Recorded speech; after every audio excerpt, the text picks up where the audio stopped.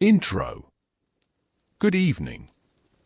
Settle in, wherever you are, and allow the noise of the day to soften. Tonight's story unfolds slowly, across mountains and deserts, across years that stretch longer than many lives expect a war to last. It is a story not meant to rush or to startle, but to be understood gently, in the quiet way history often deserves. Tonight, I will guide you through the long and winding path of the United States war in Afghanistan. A conflict that began with urgency and clarity yet unfolded with complexity, fatigue, and unanswered questions. As we begin, imagine the air growing still, the world dimming into lantern light, and the weight of time settling softly around us. This story begins at the edge of a new century, when shock and fear moved faster than reflection. Decisions were made quickly, carried on waves of certainty and grief.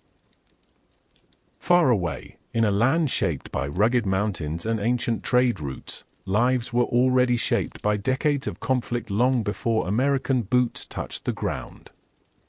Afghanistan was not a blank page, but a manuscript already written over many times, in ink both fresh and faded. As we move into this history, I invite you not to search for heroes or villains, but to observe the quiet human currents beneath the headlines. Soldiers packing bags in the early morning light. Families listening to distant radios. Villagers watching unfamiliar aircraft cross the sky. Bureaucrats drafting plans under fluorescent lights. Each played a part, knowingly or not, in a war that would come to define a generation. This conflict would become the longest war in American history, though at its beginning, few imagined it lasting years, let alone decades. The early days carried a sense of inevitability, of motion that could not be stopped once set in place. Over time, certainty softened into strategy, strategy into routine, and routine into endurance. The war did not always shout. Often, it hummed quietly in the background of everyday life. Tonight, we will not hurry. We will move gently, part by part, allowing the story to breathe. We will pass through moments of intensity and long stretches of waiting. We will notice how objectives shifted, how language changed, and how the meaning of success became harder to define. We will observe how a war can persist even when public attention drifts elsewhere. As we begin part 1, let us drift back to the moment before it all began, when the world still felt stable to many, when the future had not yet narrowed into a single course. In the hush before history turns, listen closely. The story is already there, waiting. And so, with a steady pace and a quiet voice, let us move softly onward into the first chapter. I begin tonight in a time that feels both close and distant, a moment when the world had not yet learned how sharply it could fracture. The late 1990s drifted along with a sense of uneasy calm. Conflicts existed, of course, but for many in the United States, war felt abstract, something that happened elsewhere, carried by grainy footage and distant names.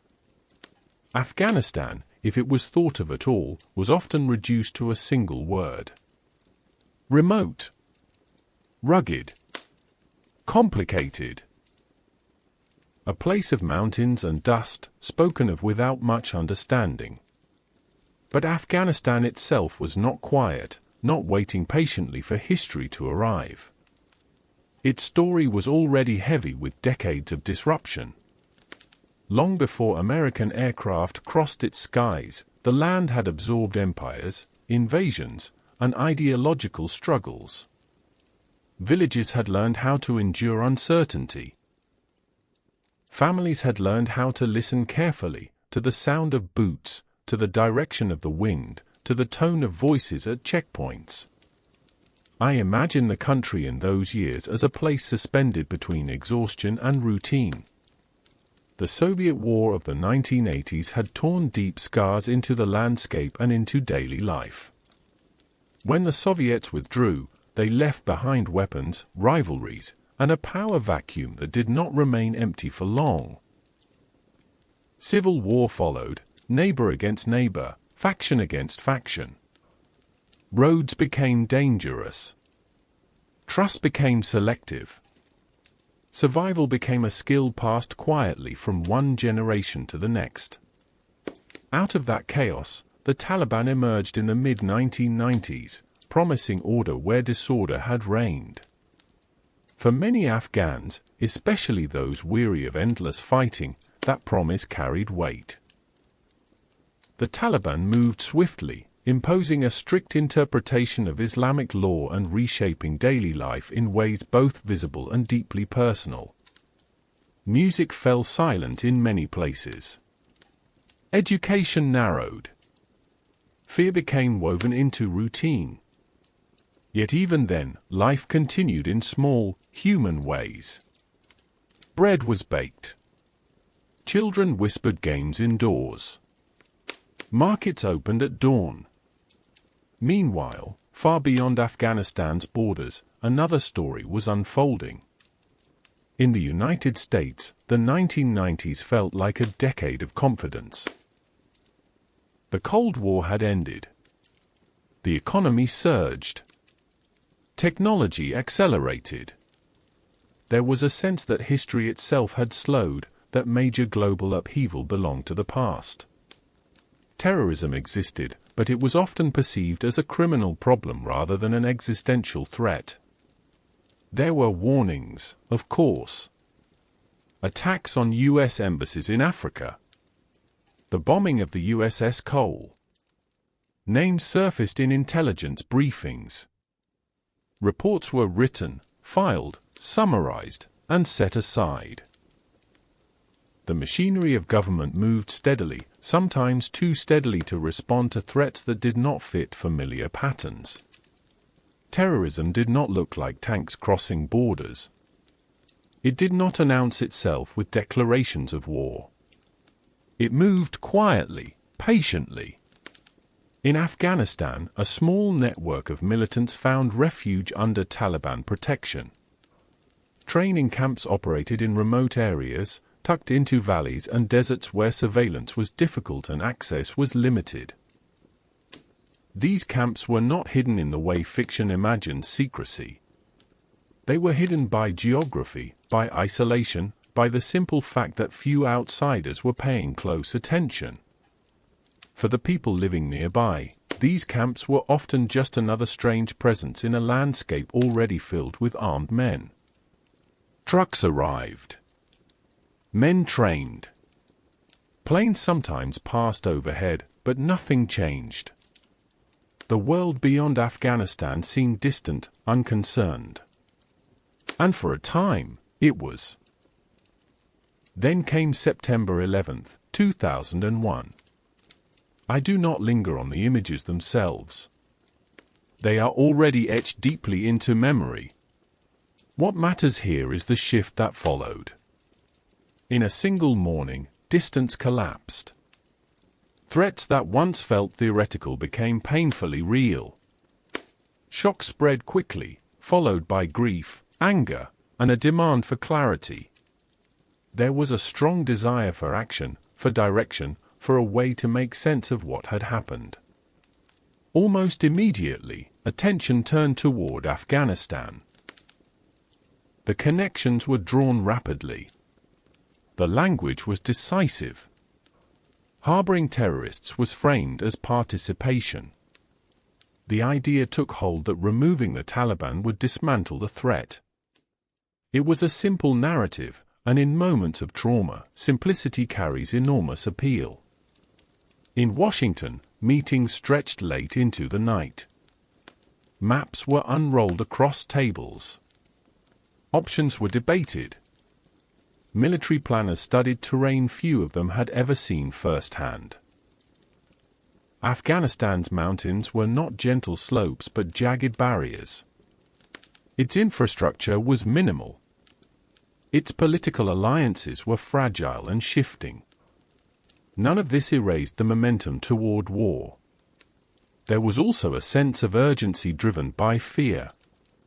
What if another attack was already being planned? What if waiting meant vulnerability? The language of preemption gained strength. Acting quickly became synonymous with acting responsibly. In those early days, few questioned whether speed might carry its own risks. On the ground in Afghanistan, rumors began to circulate. Radios crackled with unfamiliar broadcasts. Some villagers sensed that something was changing, though they could not yet see it. The Taliban tightened controls in some areas, suspicious and defensive. In other regions, old rivalries resurfaced as groups positioned themselves for what they sensed might be coming. For American soldiers, many of whom were young and newly enlisted, the idea of Afghanistan was still abstract. Training intensified. Equipment was issued. Families gathered for quiet conversations that avoided heavy words. Few imagined how long this deployment would last. The expectation, spoken or unspoken, was that this would be swift, purposeful, decisive.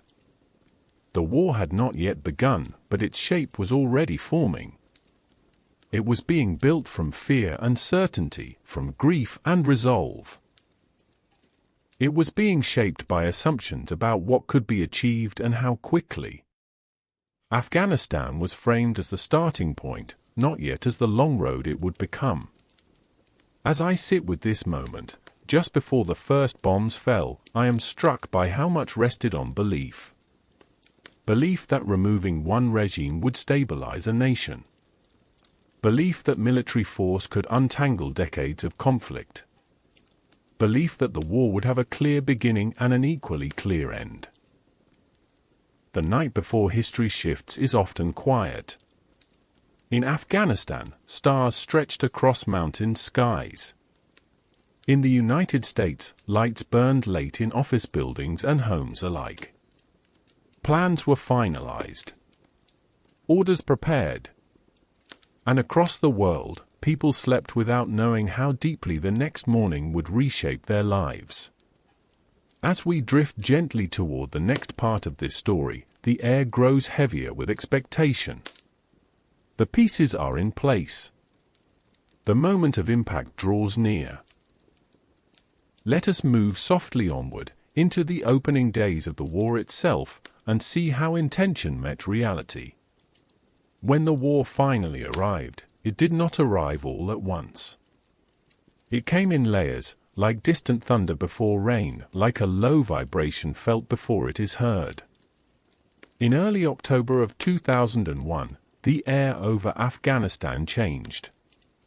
It carried a new tension, one that settled into valleys and along ridgelines, alerting those who had learned to read the signs of coming trouble. On October 7th, the first American strikes began. From far away, from ships at sea and aircraft flying beyond visible range, missiles crossed the night sky. They moved faster than sound, faster than rumor. In Washington, the announcement was firm and deliberate. The United States was launching military action against Taliban targets and Al-Qaeda training camps. The language was controlled, precise, confident. This was framed as a necessary step, the opening move in a just response. In Afghanistan, the experience was entirely different. The first explosions echoed through mountains that had already learned the sound of war. Some villagers recognized it instantly.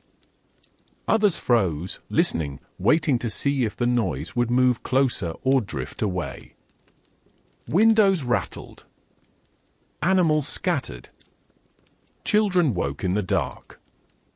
For many Afghans, this was not the first war of their lifetime, but it arrived with a force and scale that felt unfamiliar. The Taliban, caught between bravado and vulnerability, scrambled to respond. Fighters dispersed. Equipment was moved. Training camps that had operated openly were abandoned almost overnight. The skies, once mostly empty, now carried a constant threat. Even silence felt dangerous, because it meant aircraft might be overhead, unseen.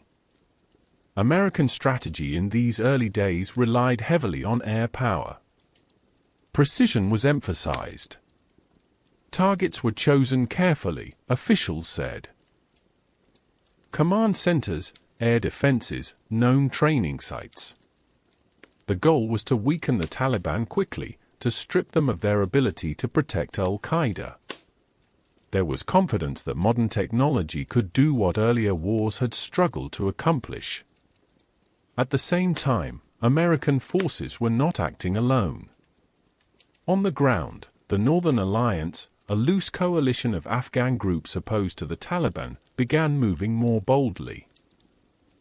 For years, they had been pushed back into the northeast, holding rough terrain and surviving through stubborn resistance.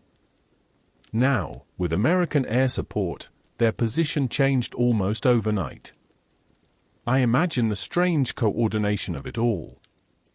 Fighters on horseback or in aging pickup trucks carrying radios, calling in airstrikes from some of the most advanced aircraft ever built. Old rivalries were temporarily set aside. The Taliban, once dominant, began to retreat in some areas with surprising speed. In the United States, early reports fueled a sense of momentum. News footage showed bombs falling cleanly, confidently. Military briefings spoke of progress. There was relief in seeing action taken, in seeing something tangible after weeks of fear and grief. For many Americans, this was proof that the country was strong, capable, decisive. But war does not unfold evenly across experiences. For civilians in Afghanistan, the days blurred together in anxious repetition. Bombing campaigns are rarely continuous. They come in waves, leaving long stretches of waiting in between. People listened carefully at night. They learned to distinguish distant explosions from nearby ones. They debated whether to stay or flee, knowing that leaving carried its own risks. Humanitarian organizations struggled to operate. Aid routes were disrupted. Borders tightened. Winter loomed, and Afghanistan's winters are unforgiving. Even before the first snow fell, concern grew about food shortages and displacement. War, even when focused on military targets, ripples outward into every corner of daily life. American Special Operations Forces began arriving quietly. These were small teams, highly trained, moving in secrecy. They worked closely with Afghan allies, directing airstrikes, gathering intelligence, navigating terrain few outsiders understood. Their presence was rarely seen but deeply felt. They represented a new style of warfare, one that blurred the line between conventional battles and covert action. For the Taliban, the pressure mounted quickly. Cities that had seemed secure suddenly felt exposed. Kabul, the capital, grew tense. Fighters melted away rather than stand and fight. Leadership fled or went into hiding. By November, the Taliban abandoned Kabul entirely, retreating south and east. The fall of Kabul was swift, almost shockingly so. In the city, people emerged cautiously. Some removed the restrictions that had governed daily life. Music returned quietly, then more boldly. Kites appeared in the sky. Shops reopened with cautious optimism. There was a sense, fragile but real, that something had ended. That perhaps the worst was over. In Washington and much of the American media, the narrative solidified quickly. The Taliban had fallen. Al-Qaeda was on the run. The war appeared to be unfolding exactly as planned. There was talk of victory, or at least of imminent success. Attention began to drift toward reconstruction, toward the future. Yet beneath that surface, unresolved questions lingered. Al-Qaeda's leadership had not been captured. Fighters slipped across borders. The Taliban did not disappear so much as dissolve, blending back into the countryside, into networks of loyalty and survival that had existed long before their rise to power. Afghanistan's terrain, both physical and social, made clean endings rare. In December, attention turned to the mountains of Tora Bora, where intelligence suggested key figures were hiding. Bombing intensified. Afghan militias moved in. American forces coordinated from a distance, relying heavily on local allies to close the net. It was here, in the cold, rugged terrain, that one of the war's first defining moments quietly slipped away. Targets escaped. Whether through miscalculation, reliance on unreliable partners, or sheer bad luck, the opportunity to capture the highest-profile figures passed. The moment was not immediately understood as a turning point, but in hindsight, it loomed large. The war's central justification remained unresolved. By the end of 2001, the initial phase of the war was declared largely successful. The Taliban no longer controlled the country. A new interim government was being assembled with international backing. Aid began to flow in more visibly. Conferences were held. Plans were drawn for rebuilding institutions, training security forces, and fostering democracy. There was optimism, measured but sincere. For American troops, deployments continued, but many believed they were witnessing the closing chapter of a conflict rather than the opening of a long one. Rotations were planned. Missions were framed as stabilization rather than combat. The word nation-building, though controversial, entered the conversation. But history, as it often does, was already preparing its next movement. The Taliban were regrouping quietly. Local grievances simmered beneath the surface. Promises of aid moved slowly through bureaucratic channels. Corruption began to take root in the spaces between intention and implementation. And as attention in Washington began to shift elsewhere, the war in Afghanistan settled into a new, less visible phase. As this part of the story draws to a gentle close, the bombs have fallen, the flags have changed, and the world has declared an early success. Yet beneath the calm, something unresolved remains, like an echo that has not yet faded. Let us move softly onward, into the years that followed, when the war did not end but instead learned how to persist, quietly, stubbornly, and for far longer than anyone expected. After the early declarations of success, the war did not end.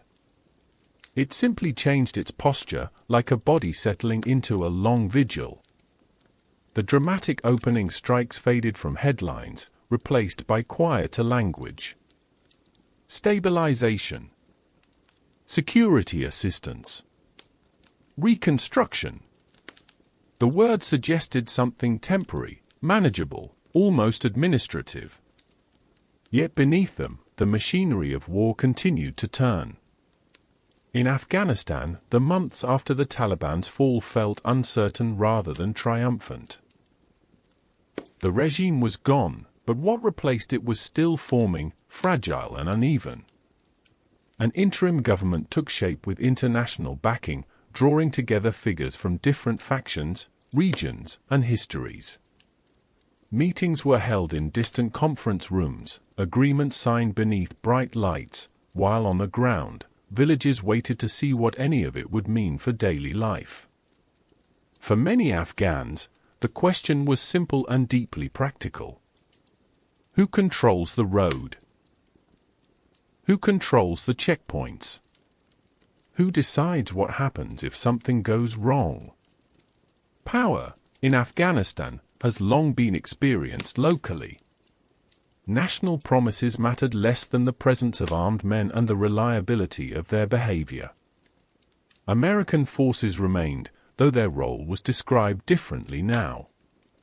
No longer invaders, they were framed as partners. Bases expanded quietly across the country, carved into hillsides or repurposed from existing structures. Helicopters became a familiar sound, chopping through the thin mountain air. Patrols moved along dusty roads, sometimes greeted with cautious curiosity, sometimes with wary silence. At first, there was genuine hope in many places. Schools reopened, including schools for girls in areas where that had once been unthinkable. Clinics received supplies. Aid workers arrived with clipboards and plans. Elections were discussed with careful optimism. It felt, briefly, as though Afghanistan might be stepping into a new chapter. But hope, like all fragile things, requires protection. The Taliban, far from defeated, began to reappear in subtle ways. At first, it was rumors. Night letters left on doors, warning villagers not to cooperate with the new government. Isolated attacks on Afghan officials. Ambushes on patrols in remote areas. Each incident seemed small on its own, easily dismissed as the remnant of a collapsing movement. Yet the pattern grew. American and Allied forces adapted, shifting from large-scale operations to counterinsurgency. This kind of war is patient and exhausting. It is fought in conversations as much as firefights, in trust as much as tactics. Success is measured not in territory taken, but in influence gained, and influence is difficult to see, even harder to hold. For soldiers on the ground, days blurred together. Patrol. Return. Patrol again. Heat in the summer, bitter cold in the winter. Moments of boredom punctuated by sudden danger. Friendships formed quickly, forged by shared routines and shared risk. Letters from home arrived carrying fragments of a world that felt increasingly distant. Back in the United States, attention drifted. The initial shock of September 11th faded into memory. Afghanistan slipped from the front pages, replaced by other concerns. When it did appear, it was often as background noise, a place where American troops were stationed, a mission that continued quietly, without a clear endpoint. Then, in 2003, something changed. The United States invaded Iraq. This decision reshaped the war in Afghanistan in ways that were not immediately obvious. Resources were diverted. Attention shifted. Key leaders and planners focused elsewhere. Afghanistan, once the central front in the so-called War on Terror, became the quieter theater, the war that stayed behind while focus moved on. For the Taliban, this shift was an opportunity. They adapted with patience born of long experience. Fighters crossed borders into Pakistan, finding sanctuary in areas beyond the reach of Afghan or American authority. Networks strengthened. Funding streams adjusted. Tactics evolved. The war did not need to be won quickly. It only needed to outlast its opponent. Meanwhile, the Afghan government struggled to establish legitimacy. Corruption seeped into institutions, sometimes openly, sometimes quietly. Positions were bought. Aid was siphoned off. Ordinary Afghans encountered officials who promised much and delivered little. Disillusionment grew, not always with ideology, but with practicality. In rural areas, the Taliban often presented themselves not as revolutionaries, but as predictable arbiters. They resolved disputes quickly. They punished crime, harshly but consistently. In places where the government felt distant or ineffective, this predictability carried weight. Support did not always come from belief, but from exhaustion. American commanders rotated every year or two, each bringing new strategies, new acronyms, new priorities. Relationships had to be rebuilt repeatedly. Progress was measured, reassessed, redefined. What counted as success in one year might be reframed as insufficient the next. For Afghan civilians, the war became a background condition of life. Weddings were planned carefully, avoiding large gatherings that might attract attention. Travel was calculated around rumors of checkpoints or fighting. Children grew up knowing the difference between friendly and unfriendly forces without always understanding the politics behind them. There were moments of genuine progress. Roads were paved.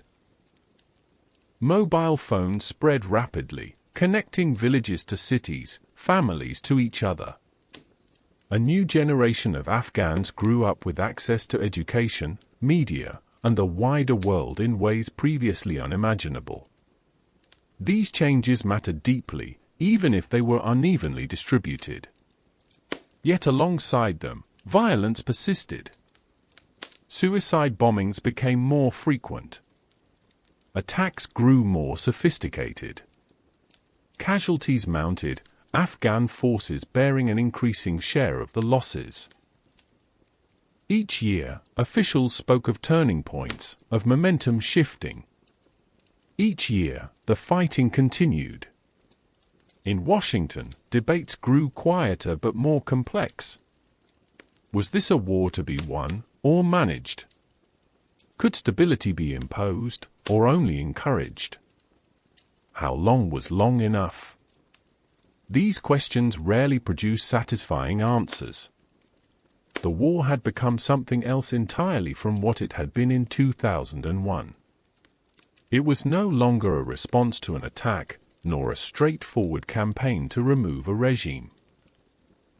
It had become a long effort to reshape a country while fighting an enemy that blended into its fabric. As I sit with this period, I am struck by how slowly wars can change, and how quickly they can fade from public consciousness. For those living within them, they are ever present. For those watching from afar, they become abstract, measured in reports and briefings rather than lived experience. By the mid-2000s, it was clear to those paying close attention that the war in Afghanistan was not winding down. It was settling in, entrenching itself, becoming a feature rather than an event. And so, as this part draws to a close, the war continues, quietly, stubbornly, shaping lives day by day. The question is no longer whether it will end soon, but how it will be sustained, and at what cost. Let us drift gently onward, into the years when the war would surge once more, growing louder again before it learned how to fade. By the time the war entered its second decade, it had developed a kind of weary momentum. It no longer surprised anyone that it continued. What surprised people instead was how difficult it was to stop. Afghanistan had become a place where effort accumulated without resolution, where years stacked on top of one another like sediment, each layer shaped by the same forces but never quite settling into something solid. In the late 2000s, a realization began to take hold within American military and political leadership. The war was not merely drifting. It was slipping. The Taliban were no longer a scattered insurgency operating at the margins. They were organized, adaptive, and increasingly confident. Violence rose steadily. Afghan security forces struggled to hold territory on their own. Civilian casualties mounted. The sense that the war had been placed on pause while attention focused elsewhere gave way to unease. Something had to change. The answer, once again, was escalation. In 2009, the United States announced a major increase in troop levels, a strategy that came to be known simply as the surge. Tens of thousands of additional soldiers were sent to Afghanistan, swelling the foreign military presence to its highest level since the war began. The language surrounding the surge was careful, almost ritualistic. This was not an open-ended expansion, leaders insisted. It was a temporary measure designed to reverse momentum and create space for Afghan institutions to take hold. I imagine the arrival of these troops as a kind of wave rolling across the country. New bases appeared. Existing ones expanded. Helicopters filled the sky. Supply convoys stretched for miles along narrow roads. The war, which had grown quieter in the public imagination, suddenly felt large again. The strategy behind the surge focused on counterinsurgency at scale. Protect the population. Clear areas of Taliban presence. Hold them with security forces. Build governance and services. It was an ambitious framework, one that required coordination, patience, and trust across cultural and political boundaries. For soldiers on the ground, the surge brought intensity. Patrols became more frequent. Engagements more common. The tempo of operations increased, particularly in the south and east, where Taliban influence was strongest. Districts like Helmand and Kandahar became central to the effort, their names appearing repeatedly in reports and briefings. These were not abstract places. They were home to farmers, shopkeepers, families who had already endured decades of conflict. The surge meant more security in some areas, but it also meant more fighting. The presence of foreign troops could bring protection, but it could also attract attacks. Civilians found themselves navigating an even more complex landscape of risk.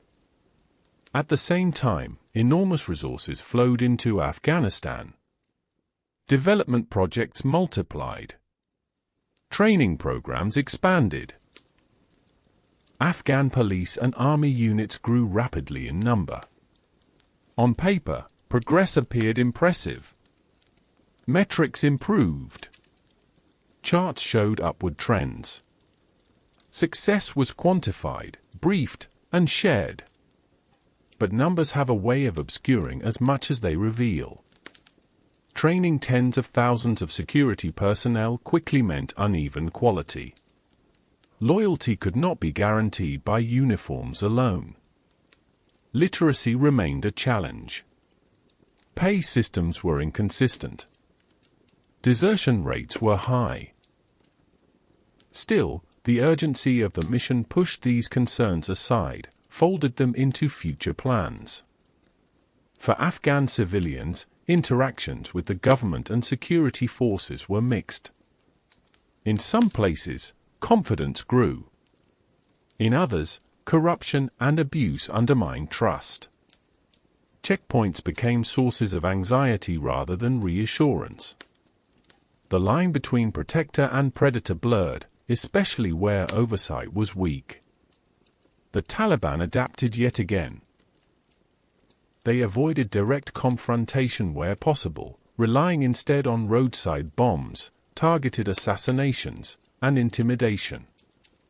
Their goal was not to defeat the surge outright, but to endure it. To wait until the wave passed. In the United States, public support for the war remained muted. It was no longer fueled by fear or anger, but by obligation. Troops were already there. Progress, however fragile, had been made. Leaving prematurely was framed as irresponsible. Staying was framed as necessary, even if enthusiasm had long since faded. Families watched deployment stretch on. Soldiers returned home carrying experiences that were difficult to explain. Some went back again and again. The war became cyclical, measured in rotations rather than milestones. By 2011, the surge began to wind down.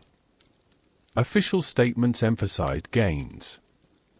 Taliban's strongholds had been disrupted. Afghan forces were increasingly taking the lead. Plans for gradual withdrawal were announced. Once again, the language of transition filled the air. That same year, a symbolic moment arrived far from Afghanistan's borders. The death of Osama bin Laden was announced, the man whose actions had set the war in motion a decade earlier. For many Americans, this felt like closure, or at least a form of justice. The original reason for the war had been addressed, even if the war itself continued.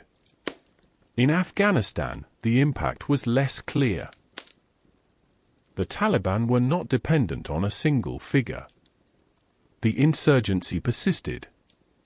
The structures of conflict remained intact. As foreign troop numbers declined, Afghan forces assumed greater responsibility. This transition was presented as a milestone, a sign of progress. Afghan soldiers and police now stood at checkpoints, led patrols, faced attacks with less direct support. Their courage was undeniable. So were the challenges they faced. Casualties among Afghan forces rose sharply. Each loss rippled through families and communities already burdened by years of violence. Recruitment continued, but so did attrition. The war placed a heavy strain on those asked to carry it forward. For civilians, the sense of uncertainty deepened. Would the government hold once foreign troops left? Would the Taliban return openly? Would life change again, and how quickly? These questions lingered in conversations and in silence alike. The surge, for all its scale and cost, did not resolve the war. It altered its shape, slowed some advances, accelerated others. It bought time, but time alone could not determine what would be done with it. As this part of the story draws to a close, the wave recedes. Troops depart. Bases are handed over or dismantled. The war remains, quieter in some places, louder in others. The strain it has placed on everyone involved becomes more visible, more personal. Let us move gently onward, into the years of transition and uncertainty that followed, when the question of leaving became as complex and contested as the decision to stay. When the surge receded, it did not leave behind silence. It left behind responsibility. By the early 2010s, the war entered a phase that was quieter in appearance but heavier in consequence. Foreign troops continued to depart in steady numbers, their departures marked by ceremonies that were both formal and subdued. Flags were lowered. Bases were handed over. Equipment was shipped out or destroyed. The language of transition replaced the language of combat, but the fighting itself never truly paused. Afghan forces now stood at the front of a war they had long been part of, but not fully in control of. Soldiers and police filled checkpoints once occupied by foreign troops. They patrolled neighborhoods, guarded roads, and responded to attacks with fewer resources and less backup. Their uniforms carried the weight of expectation from their government, from international partners, from families who hoped this sacrifice might finally bring stability. I imagine the feeling of those early mornings at an Afghan checkpoint. The light just beginning to rise. Dust settling slowly. Radios crackling with routine messages. A soldier scanning the road, aware that danger might appear suddenly, without warning. The war had become intimate. It was no longer fought primarily by aircraft or distant commands, but by individuals standing watch day after day. For the Afghan government, the transition was both an opportunity and a trial. On paper, authority expanded. Ministries gained responsibility. Local officials were expected to govern without constant foreign oversight. Elections were held, contested and imperfect, yet meaningful to many who cast ballots despite threats and fear. But governance proved far more difficult than administration. Corruption, which had lingered for years, became harder to ignore as foreign scrutiny eased. Power brokers consolidated influence. Promises made in conference rooms struggled to survive contact with reality. In some regions, the presence of the state was felt only intermittently, through tax collectors or security operations, rather than through services or support. For ordinary Afghans, the experience varied widely depending on where they lived. In some cities, daily life continued with cautious normalcy. Shops opened. Universities held classes. Media flourished, with television stations, radio programs, and newspapers engaging openly with political debate. A generation grew up connected to the world through phones and social networks, their horizons broader than those of their parents. In rural areas, the picture was often starkly different. Infrastructure remained limited. Security was fragile. The Taliban exerted influence quietly, sometimes openly. Night letters returned in some villages, reminding residents of consequences for cooperation with the government. Disputes were resolved through parallel systems of justice. The war pressed in from all sides. International forces, though reduced in number, did not disappear. Their mission shifted toward training, advising, and supporting Afghan units. They operated from fewer bases, often removed from direct combat, providing air support and intelligence when called upon. The war became layered, with Afghan forces visible on the ground and foreign support hovering just beyond reach. In the United States, Afghanistan became a background issue, resurfacing briefly during election cycles or after particularly deadly attacks. The war no longer dominated conversations. It existed as a kind of persistent echo, familiar enough to be accepted, distant enough to be ignored. For veterans returning home, the experience of Afghanistan followed them quietly. Some struggled to explain a war that never seemed to have a clear purpose by the time they left. Others carried pride in the bonds formed and the lives protected. Many carried grief for those who did not return. The war lingered in memories, in habits, in long pauses during conversations. As the years passed, negotiations entered the discussion. The idea of talking to the Taliban, once unthinkable, became pragmatic. Quiet contacts were established. Talks were proposed, delayed, resumed. Each attempt carried hope and skepticism in equal measure.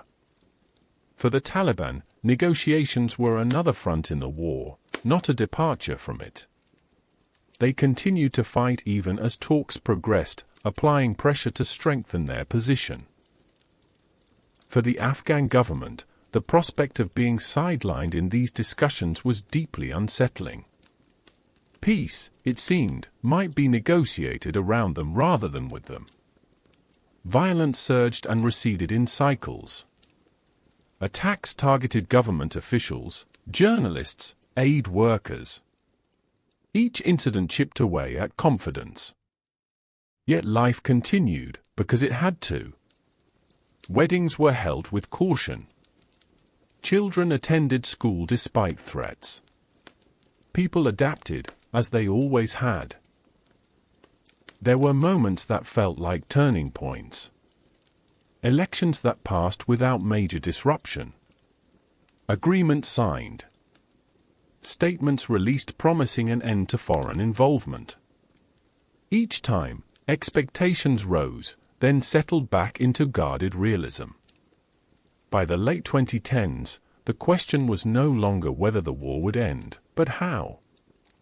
Would it conclude through negotiation, collapse, or some uneasy compromise?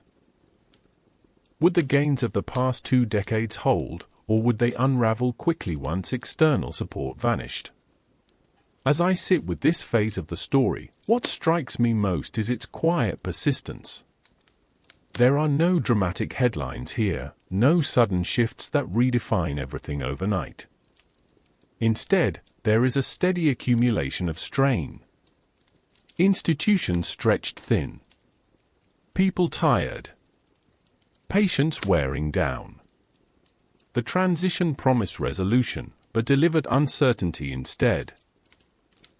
It asked a nation already shaped by war to carry even more of its weight, while the world watched with cautious distance. As this part comes to a gentle close, the future remains unresolved. Talks continue. Troops continue to leave. The war does not announce its intentions. It simply waits, like dust in the air, settling slowly but never fully disappearing. Let us move softly onward, into the final years of the conflict, when decisions made far away would once again reshape everything, and the question of ending the war would finally be forced into the open. By the time the war reached its 19th year, it had taken on a strange, almost weightless quality in the public mind, even as it remained brutally heavy for those living within it. Afghanistan had become the longest war in American history, yet it rarely felt like a war at all to those far away. There were no parades, no declarations, no sense of culmination. Instead, there was fatigue, quiet resignation, and a growing desire for closure. It was in this atmosphere that negotiations with the Taliban moved from the margins to the center. For years, the idea of formal talks had lingered like an uncomfortable thought, acknowledged but rarely embraced. The Taliban had once been framed as an enemy beyond dialogue, a regime removed and discredited. But wars that stretch on without resolution have a way of softening absolutes. What once felt impossible begins to feel necessary. The talks unfolded slowly, deliberately, often in places far removed from the conflict itself. Hotels and conference rooms replaced battlefields. Translators and diplomats took the place of soldiers. Language became careful, precise, and deliberately vague. Words mattered more than ever because they carried the weight of an ending. For the Taliban, the negotiations were approached from a position of patience. They had endured years of airstrikes, raids, and losses, yet they remained intact. Their message was consistent. Foreign forces must leave. Afghanistan's future would be decided by Afghans. Everything else was secondary. For the United States, the goal was equally clear, though more complicated. End the war. Bring troops home. Ensure that Afghan soil would not again be used to plan attacks abroad. These aims were presented as compatible, even if their paths toward fulfillment were uncertain. The Afghan government, however, occupied an uneasy position. Though the war had been fought largely in its name, it was not always central to the talks. Decisions about the country's future were being discussed in rooms where Afghan officials were sometimes absent or peripheral. This absence was not lost on them, nor on the Afghan people. Violence continued throughout the negotiations. Attacks rose and fell in intensity, each side seeking leverage. Ceasefires were discussed, occasionally observed briefly, then broken. Each incident tested trust that had never been strong to begin with. Yet despite this, progress was announced. Agreements were drafted, revised, and eventually signed. Timelines were set. Conditions outlined. Public statements spoke of peace, of opportunity, of an end to endless war. For many in the United States, these announcements carried relief. At last, There was a plan to leave, a sense that the long vigil might finally conclude. In Afghanistan, reactions were mixed and deeply personal. Some welcomed the prospect of an end to foreign military presence, believing it might reduce violence or restore sovereignty. Others feared what would follow. Memories of the Taliban's earlier rule had not faded. Gains made over 2 decades felt fragile, dependent on support that was now receding. For Afghan soldiers and police, the talks introduced a new kind of uncertainty. They continued to fight an enemy that was now also negotiating an exit with their strongest ally. Morale wavered. Loyalty was tested. The question of what they were fighting for became harder to answer. The timeline moved forward regardless. Troop withdrawals resumed, faster now, more decisively. Bases closed at an accelerating pace. Contractors departed. Support systems thinned. Afghan forces were asked to do more with less, even as the Taliban increased pressure in rural districts and along key routes. In villages and towns, people listened closely to the news. Rumors traveled quickly. Some families made quiet preparations, sending children abroad if they could, hiding documents, adjusting plans. Others stayed, hoping the worst would not return. The war, which had once been defined by overwhelming force, now seemed to hinge on perception and momentum. Confidence became as important as capability. Each withdrawal, each announcement, reshaped expectations. As foreign troops continued to leave, the Taliban advanced steadily, often without dramatic battles. Districts fell through negotiation or quiet withdrawal rather than outright conquest. Local officials assessed their options and chose survival. In many places, the war changed hands with barely a sound. Cities watched uneasily as the countryside shifted. The Afghan government issued reassurances. International partners expressed confidence. Statements emphasized resilience, training, readiness. But beneath the language, anxiety spread. The balance that had held for years began to tilt. For Americans watching from afar, events unfolded quickly and slowly at the same time. Headlines appeared, then disappeared. The war's end was discussed as a logistical matter, a policy decision, a calendar entry. Few fully grasped how much depended on what happened next. As I reflect on this moment, what stands out is not the speed of events, but their inevitability. The war had reached a point where continuation felt hollow, yet ending it carried profound consequences. Choices were made not because they were perfect, but because they were overdue. The talks did not bring peace in the way many had hoped. They brought closure to one chapter and uncertainty to the next. They marked the beginning of an ending, rather than an ending itself. As this part comes to a quiet close, the agreements have been signed, the timeline set, and the forces that shaped 2 decades of war are shifting rapidly.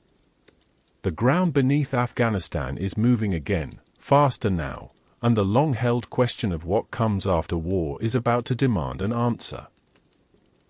Let us drift gently onward, into the final act of this story, when departure becomes reality, and the consequences of leaving unfold before the world's eyes. There are moments in long wars when change happens quietly, and then there are moments when it happens all at once. The final phase of the war in Afghanistan belonged to the second kind. What had been unfolding slowly for years suddenly accelerated, like a river breaking through a weakened bank. As foreign forces continued their departure, the rhythm of the country shifted. The sound of helicopters thinned. Convoys became rare. Familiar faces vanished from bases and checkpoints.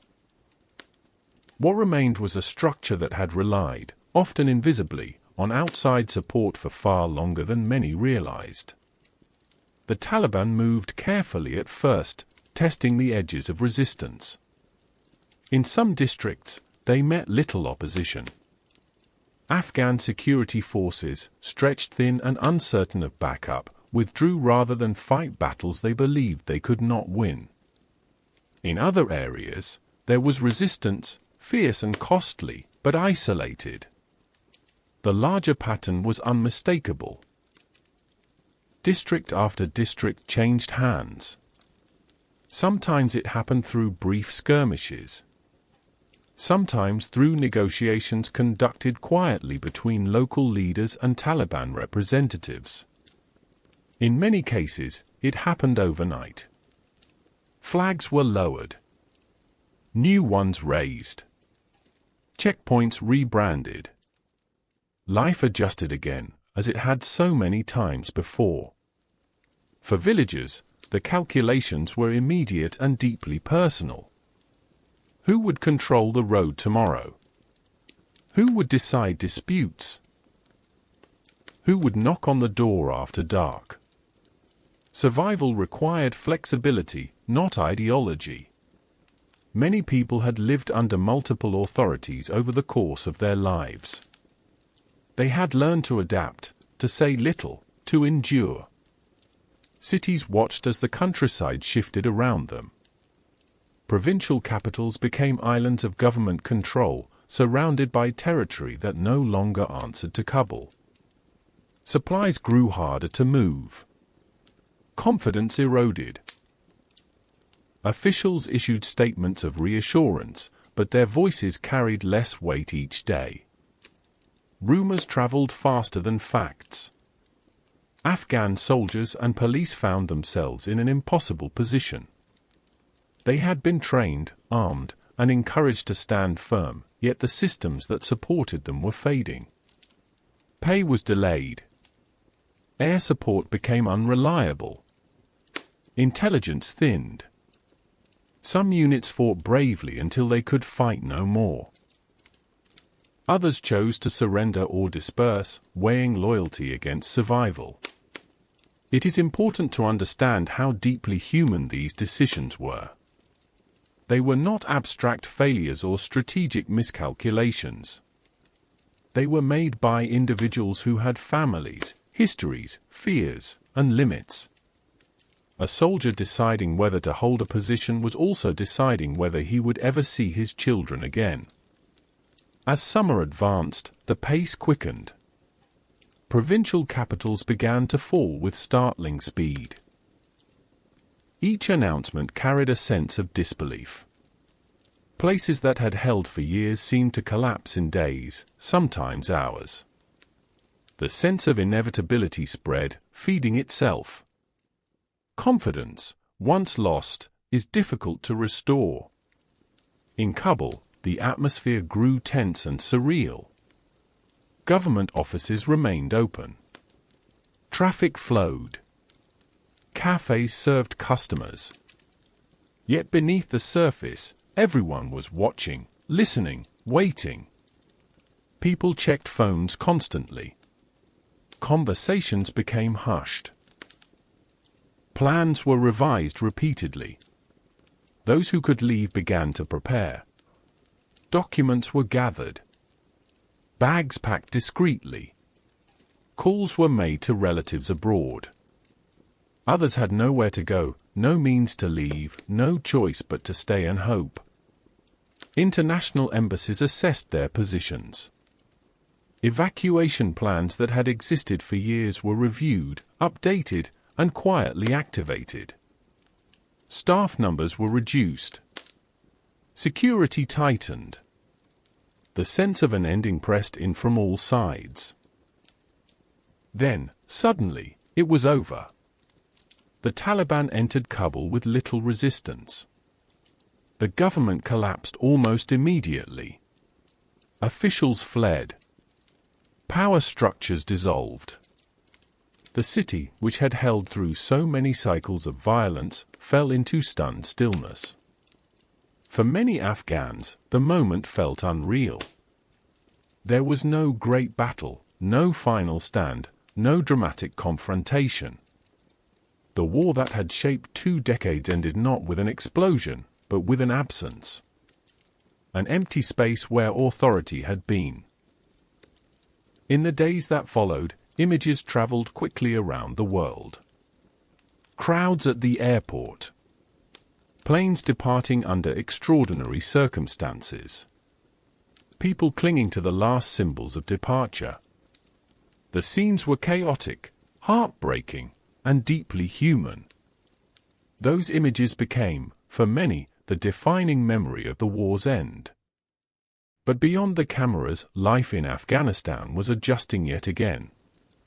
The Taliban moved to assert control, presenting themselves as rulers rather than insurgents.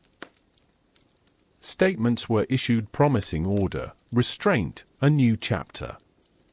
Some people listened cautiously. Others remembered too much to be reassured. For women and girls, uncertainty pressed heavily. Rights gained over 2 decades now felt precarious. Schools paused. Workplaces closed or changed. The future narrowed, then blurred. For men who had worked with foreign forces or the previous government, fear was immediate and acute. Lists were whispered about. Safe houses filled. People went into hiding. The war's end brought no rest for them, only a new kind of danger. In the United States and other countries, reactions were swift and conflicted. Some saw the withdrawal as long overdue, a necessary end to an unwinnable war. Others saw betrayal, failure, loss. Veterans watched with a mix of anger, sorrow, and confusion. The meaning of their sacrifice felt suddenly uncertain. Politicians debated responsibility. Analysts dissected timelines. Explanations were offered, challenged, revised. Yet none of this could change what had already happened. The war was over. Or rather, the foreign war was over. Afghanistan's story, as always, continued. As I sit with this moment, I am struck by how endings rarely feel complete. They are messy, unresolved, filled with loose threads. The end of the war did not arrive with clarity or closure. It arrived with questions, grief, and a profound sense of reckoning. For Afghans, the future now rested under familiar authority wearing a new face. For Americans, the war faded from daily life, even as its echoes lingered in policy, memory, and personal loss. For the world, Afghanistan slipped once again into the category of places watched from a distance, its fate discussed but rarely shaped by those discussing it. As this part draws to a close, the dust has not yet settled. The ground has shifted, leaving deep impressions behind. What remains is the long aftermath, the quiet accounting of what was attempted, what was achieved, and what was lost. Let us move gently onward, into that aftermath, where wars are measured not by battles won or lost, but by the lives that continue in their shadow. After the last aircraft lifted into the sky, after the crowds thinned and the cameras turned away, Afghanistan entered a quieter phase that did not feel like peace. It felt more like a pause in breath, a long inhale held uncertainly, waiting to see whether release would bring relief or something heavier. Wars often end loudly. This one ended in echoes. In the weeks that followed the Taliban's return to power, the country moved carefully, as though walking across fragile ground. Streets that had once carried the noise of traffic and commerce grew subdued. Shops opened and closed irregularly. Offices that had buzzed with activity fell silent. People spoke softly, measuring words, listening for how authority now sounded. The Taliban sought to present themselves as rulers rather than fighters. Press conferences were held. Statements issued. Promises made. They spoke of order, of stability, of forgiveness. Some messages were reassuring in tone, others deliberately ambiguous. For many Afghans, ambiguity itself was unsettling. It left too much room for memory to fill in the gaps. Daily life adjusted quickly, because it had to. Men returned to work where work was permitted. Markets resumed their rhythms. Bread was baked, sold, shared. Children played cautiously, absorbing changes they did not yet fully understand. In some neighborhoods, the presence of armed patrols became routine again, familiar in posture if not in uniform. For women, the changes were immediate and deeply personal. Rules vary by region, enforced unevenly, but the direction was unmistakable. Schools for girls closed or restricted attendance. Workplaces changed their policies or shut their doors. Movement became more limited. Futures that had once felt open narrowed, sometimes abruptly. I imagine the quiet heartbreak of those moments. A student waking early for class, then learning the school would not open. A professional packing away tools of a career built over years. A mother explaining new rules to a daughter who had grown up believing other possibilities existed. These were not abstract policy shifts. They were interruptions of life's momentum. For those associated with the previous government or foreign forces, the quiet was tense rather than calm. Some remained in hiding, moving between safe houses, relying on networks of trust that grew thinner with time. Others attempted to leave through remaining channels, each delay increasing risk.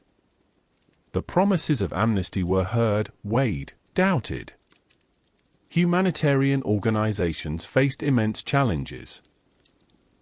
Sanctions, frozen assets, and disrupted banking systems crippled the economy almost overnight. Salaries went unpaid. Aid struggled to reach those who needed it. Winter approached, and with it, the familiar threat of hunger. Afghanistan's economy, already fragile, contracted sharply. Prices rose. Jobs vanished.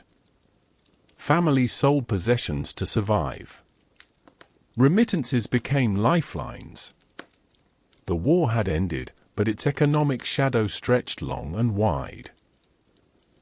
In rural areas, life continued with a different rhythm. Some communities experienced a reduction in fighting, a fragile sense of stability born not of freedom, but of dominance. Disputes were resolved swiftly. Roads felt safer in some regions, more controlled in others. For farmers and traders, predictability, even harsh predictability, carried a certain appeal after years of uncertainty. Yet stability enforced through fear is never neutral. Internationally, attention flickered. Statements were issued condemning abuses, urging moderation, promising humanitarian support. Diplomatic recognition was withheld. Conditions were discussed. Red lines drawn. The world engaged Afghanistan cautiously, uncertain how to balance moral opposition with practical necessity. For many Afghans, these debates felt distant. What mattered was whether food would arrive, whether schools would reopen, whether work would resume. Global principles offered little comfort in empty kitchens. In the United States, the war's end was processed unevenly. Some felt relief. Others felt grief. Veterans struggled to reconcile their experiences with the images they had seen of the final days. Questions lingered. What had it all been for? What had been achieved? What had been lost? Families of the fallen watched quietly as the war slipped into history, its conclusion offering little clarity. The meaning of sacrifice, once framed in terms of progress and partnership, now felt harder to articulate. For policymakers and analysts, the aftermath became a subject of study. Reports were written, lessons identified, mistakes catalogued. The war was examined as a case, a cautionary tale, a set of data points. Yet no analysis could fully capture the lived experience of those who remained. As months passed, the initial shock softened into a new normal. Restrictions became routine. Adaptations hardened into habits. Children learned the rules of a world that felt suddenly smaller. Adults adjusted expectations, recalibrating hope into something quieter, more cautious. There were moments of resistance, both visible and subtle. Protests flared briefly, then faded under pressure. Acts of defiance took quieter forms. Education continued in private spaces. Information circulated discreetly. Culture persisted in whispers, in memory, in art created quietly and shared carefully. Afghanistan has always been a place where survival is an art form. As I sit with this phase of the story, what strikes me most is how quickly the extraordinary becomes ordinary. The end of a 20-year war reshaped global headlines for a time, then receded. For those living within its aftermath, it did not recede at all. It settled into daily life, shaping routines, limiting choices, demanding resilience. The quiet after the noise is often misunderstood. Silence is mistaken for peace. Absence of fighting is mistaken for resolution. But the true measure of a war's end lies not in the absence of gunfire, but in the presence of possibility. In Afghanistan, possibility became constrained, uneven, fragile. Yet even here, life continued. Families gathered. Stories were told. Traditions held. Hope, though diminished, did not disappear entirely. It learned to exist in smaller spaces, in moments rather than movements. As this part draws gently to a close, the war has ended, but its imprint remains everywhere. In the economy, in institutions, in memory, in the quiet recalibration of dreams. Let us drift softly onward, into the longer view, where history begins to assess what these 20 years meant, not only for Afghanistan, but for those who came, those who left, and those who are still there, living in the long shadow of a war that once felt endless. When enough time passes after a war, the language around it begins to change. The urgency fades first. Then the certainty. What remains is something quieter and more difficult. Memory. Interpretation. The slow, patient work of deciding what the war meant, and for whom. Afghanistan, after 20 years of foreign military presence, entered this phase abruptly. There was no gradual easing into reflection. No long pause between conflict and consequence. The reckoning arrived immediately, pressing into daily life before anyone had time to step back and ask broader questions. What remains when the war is gone? For Afghans, this question is not philosophical. It is practical. It is asked in kitchens and courtyards, in classrooms that no longer open, in offices that sit dark. It is asked when parents decide whether to send children outside to play, when farmers decide whether to plant crops, when young people decide whether to hope or to leave that word behind. The physical remnants of the war are everywhere. Bases abandoned in haste. Vehicles rusting where they were last parked. Runways that once buzzed with activity now quiet. Buildings that served as headquarters repurposed or left empty. Scars in the landscape that no longer shock because they have been there for as long as memory stretches. But physical remains are the easiest to see. The deeper remnants live in systems and habits. In the way authority is understood. In the way fear is managed. In the way trust is extended carefully, then retracted just as quickly. 2 decades of war shaped how people relate to institutions, to promises, to the idea of permanence itself. For children who grew up during the war, peace does not feel like a return to something familiar. It feels like an entirely new condition, one they must learn without guidance.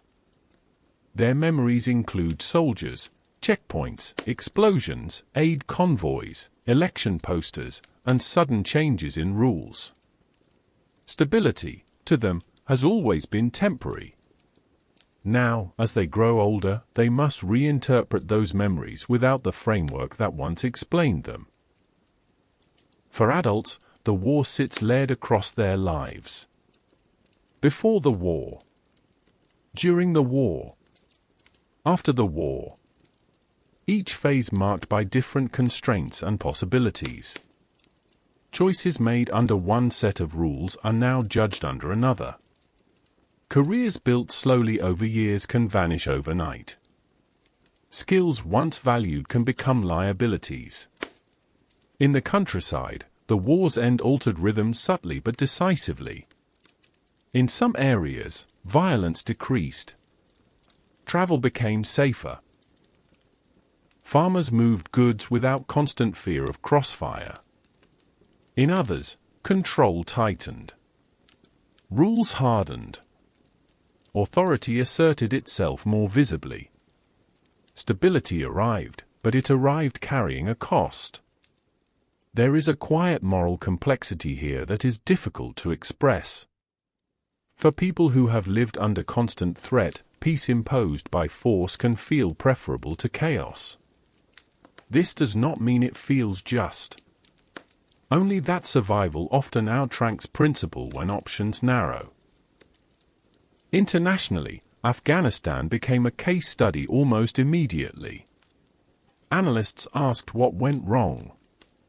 Military doctrines were reassessed. Diplomatic strategies debated. Development models questioned. The war was folded into lessons learned, white papers, lectures, and reports. Yet from within Afghanistan, these discussions felt distant and strangely abstract. The people living with the consequences were not primarily interested in assigning blame. They were interested in whether clinics would reopen, whether money would circulate, whether schools would function, whether borders would close. The freezing of financial systems after the Taliban takeover deepened hardship dramatically. Banks limited withdrawals. Salaries vanished. Aid stalled. A country that had become dependent on foreign funding suddenly found itself cut off from it. The war had ended militarily, but economically, it continued in a different form. Hunger does not announce itself loudly at first. It creeps in quietly. Meals shrink. Choices narrow. Families sell what they can. Pride is set aside. Children feel it before adults do.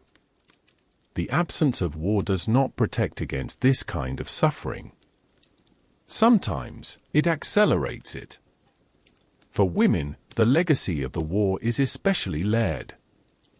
Many came of age during the years of foreign presence. They attended schools, built careers, spoke publicly, voted, organized, created. These experiences did not disappear with the war's end. They remain carried in memory, skill, and expectation. But expectation without permission becomes its own form of pain. Women now navigate a world that contradicts what they were taught to believe was possible. Some resist quietly. Some comply outwardly while holding on inwardly. Some leave if they can. Others stay, because this is where their roots are, and roots do not lift easily. For men, too, the reckoning is complex. Years spent fighting alongside foreign forces now mark them in ways that are not always safe. Skills learned for one era do not translate cleanly into another. Identity, once anchored in service, becomes uncertain. Veterans of the Afghan security forces carry memories of battles fought and lost. Some feel abandoned. Others feel relief that the fighting has ended, even if the outcome was not what they hoped. Pride and grief coexist uneasily. In the United States, the war's aftermath unfolds differently. It lives in policy debates, in veteran communities, in the quiet spaces of memory. The war is over, but it is not finished. It surfaces in anniversaries, in documentaries, in classroom discussions, in the lives of those who served. Many Americans struggle to reconcile the scale of effort with the outcome. 20 years. Trillions of dollars.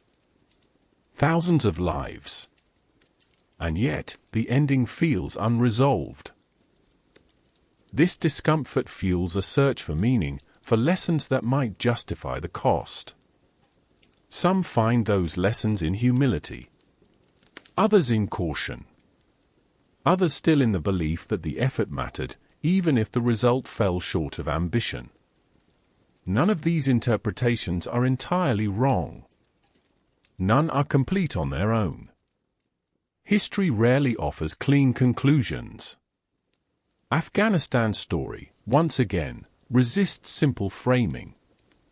It is not merely a story of failure or inevitability. It is a story of endurance. Of people navigating forces larger than themselves. Of decisions made under pressure, repeated over years, accumulating consequences that no single actor fully controlled. As time passes, the war will continue to recede into history books, timelines, and summaries. Names of operations will blur. Dates will compress. What remains most vivid will not be strategy, but experience. The sound of helicopters. The weight of silence after they leave. The feeling of standing at a crossroads with no clear path forward. As I sit with this question of what remains, I return again and again to the people who continue living where the war once raged. They are not symbols. They are not case studies. They are individuals waking each morning into a reality shaped by choices made far away and long ago. The war may be over, but its presence lingers in habits of caution, in guarded hope, in the careful way futures are imagined. And yet, even here, life persists. Babies are born. Seasons change. Stories are told. The human capacity to adapt continues quietly, stubbornly, even when circumstances seem to conspire against it. As this part comes to a gentle close, the war has moved fully into memory for some, into aftermath for others, and into daily reality for many. What remains is not one thing, but many, layered together, unresolved, and still unfolding. Let us drift softly onward, into the wider reflection, where time stretches further back and forward, and the war in Afghanistan takes its place within the longer arc of history, not as an ending, but as a chapter whose influence continues to ripple outward. When history finally slows enough to look back, wars stop being events and start becoming patterns. They stretch out, flattening slightly at the edges, losing some of their immediacy while gaining perspective.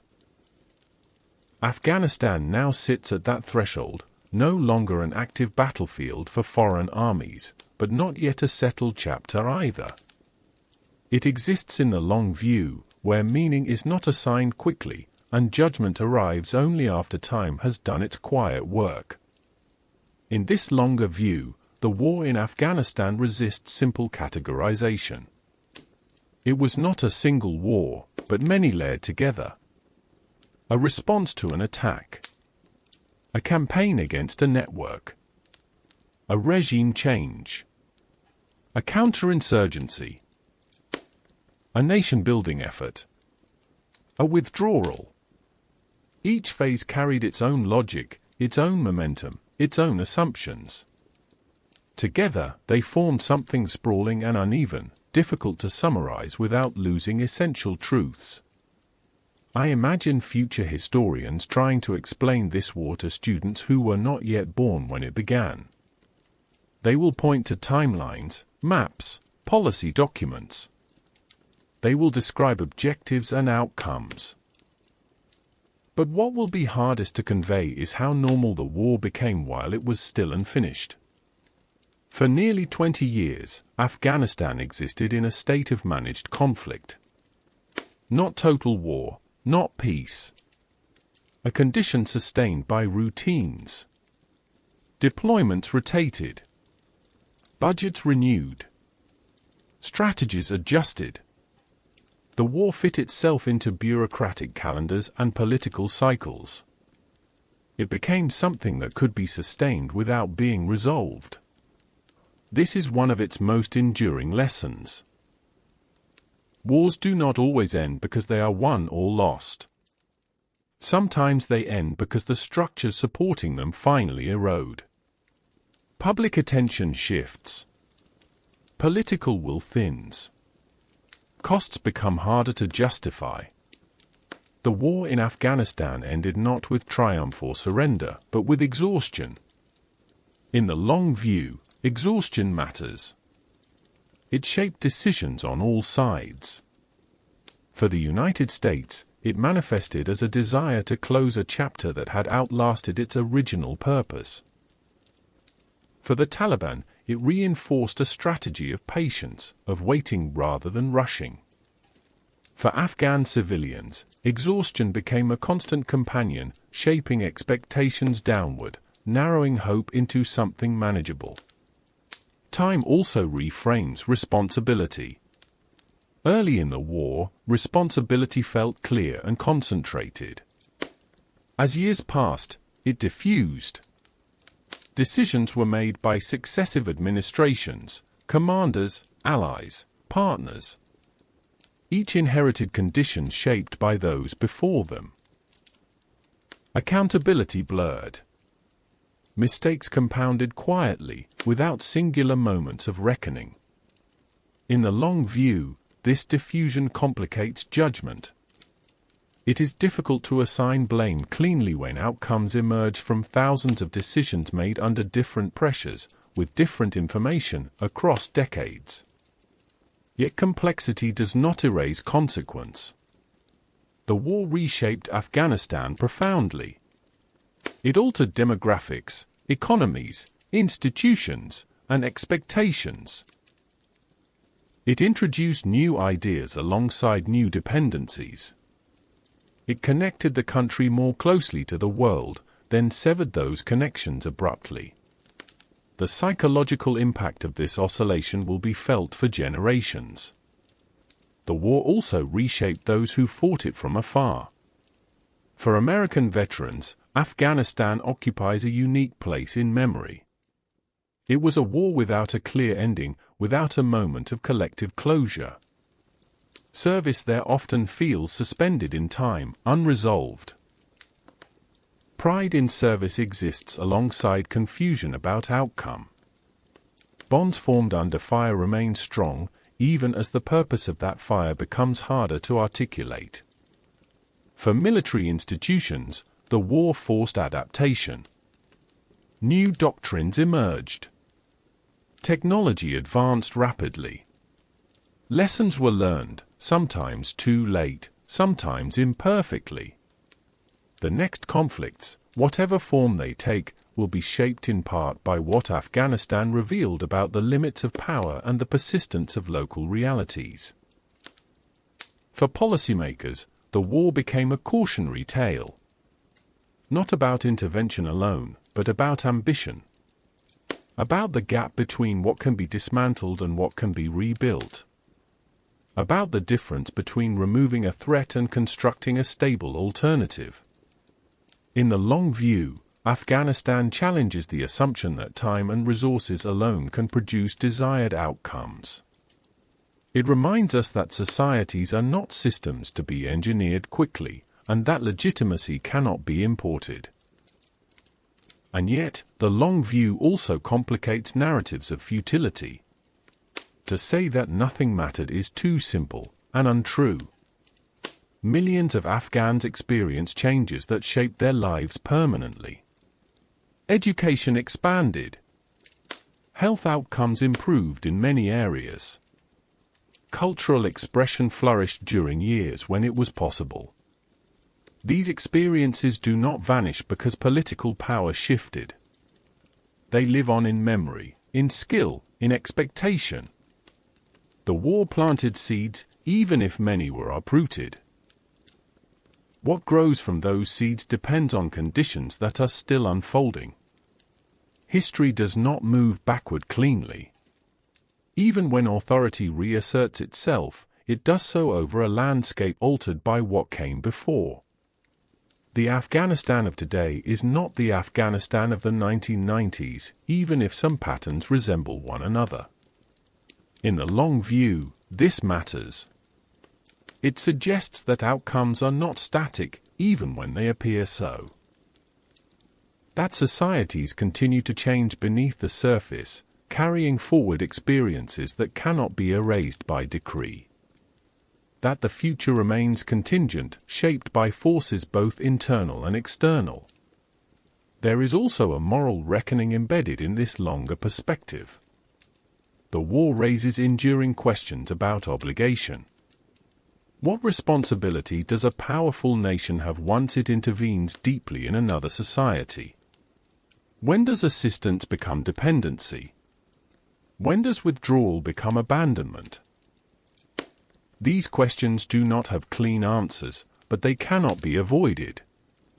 Afghanistan forces us to sit with discomfort, to acknowledge good intentions alongside harmful consequences, to accept that effort does not guarantee success, and that failure does not erase effort. As time stretches on, the war will become quieter in public memory. New crises will demand attention. New conflicts will arise.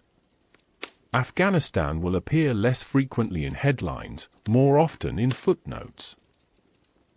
But for those whose lives were shaped by it, the war will remain vivid.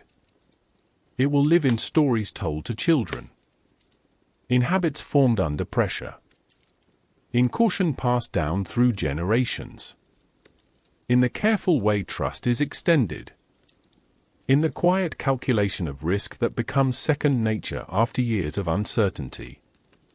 As I reflect on the war in the long view, I am struck by how rarely history offers neat endings. More often, it offers transitions that feel unsatisfying, unresolved. Afghanistan is one such transition, suspended between what was and what might yet be. The war did not end the country's struggles, nor did it define them entirely. It became one layer among many in a long, complex history shaped by geography, empire, ideology, and resilience. As this part draws gently to a close, the war has settled into its place in time. Not finished, not forgotten, but slowly becoming something that can be studied rather than endured, remembered rather than lived, for those at a distance. For those still there, life continues under new constraints, old memories, and uncertain horizons. History moves forward quietly, one day at a time, carrying the weight of the past while making room, however limited, for whatever comes next. Let us drift softly onward, deeper into reflection, where the war becomes not just a subject of analysis, but a mirror, revealing enduring truths about power, patience, and the human cost of decisions made far away. With enough distance, wars begin to speak differently. They stop shouting through headlines and start murmuring through patterns, reminders, and uneasy questions that surface long after the last shots are fired. The war in Afghanistan, now settled into memory for many, has become one of those quiet teachers, offering lessons that do not announce themselves clearly and rarely arrive all at once. These lessons are not neat. They do not fit comfortably into slogans or summaries. They resist certainty. And perhaps that is their first and most enduring message. One of the most persistent lessons of Afghanistan is how limited power can be, even when it appears overwhelming. For 2 decades, the most technologically advanced military in the world operated across Afghan skies and terrain. Satellites watched from above. Aircraft crossed borders in hours. Supply chains stretched across oceans. Yet none of this guaranteed lasting control over outcomes on the ground. Power, the war revealed, is not the same as permanence. Military force proved capable of removing regimes, disrupting networks, and shaping conditions temporarily. What it could not do easily was produce legitimacy. That proved to be slower, quieter, and far more dependent on local trust than on external capacity. Authority imposed without deep roots struggled to hold when pressure eased. This lesson unsettles comfortable assumptions. It challenges the belief that sufficient resources and time can solve any problem. Afghanistan showed that effort does not automatically translate into influence, and influence does not guarantee acceptance. Another lesson lies in the nature of time itself. The war unfolded over 20 years, a span long enough for strategies to be forgotten and rediscovered, for leaders to change, for public memory to dull. Decisions made early reverberated long after the people who made them had moved on. Each phase of the war inherited conditions shaped by the last, often limiting what could realistically be done next. Time, in this sense, became both an asset and a liability. It allowed for adaptation, learning, and growth. It also allowed problems to compound quietly. Corruption entrenched itself gradually. Dependency deepened incrementally. Fatigue spread subtly, almost invisibly. By the time exhaustion became undeniable, it was already structural. The war also offers lessons about alignment, or the lack of it. Goals shifted repeatedly. What began as a focused effort to dismantle a specific threat expanded into broader ambitions. Security bled into governance. Governance into social transformation. Each expansion required new assumptions, new commitments, and new patience.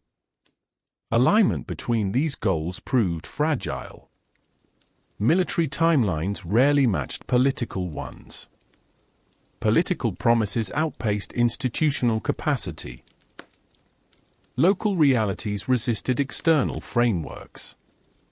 The result was a persistent gap between intention and outcome, filled with improvisation and compromise. This gap was not always visible, but it shaped everything. For Afghan civilians, alignment failures translated into inconsistency. Programs appeared, disappeared, and reappeared under different names. Promises were made sincerely, then broken by circumstances rather than malice. Trust eroded not because people were ungrateful, but because reliability proved elusive. For soldiers, alignment failures meant shifting missions and unclear endpoints. Success was defined differently depending on the year, the commander, the metric.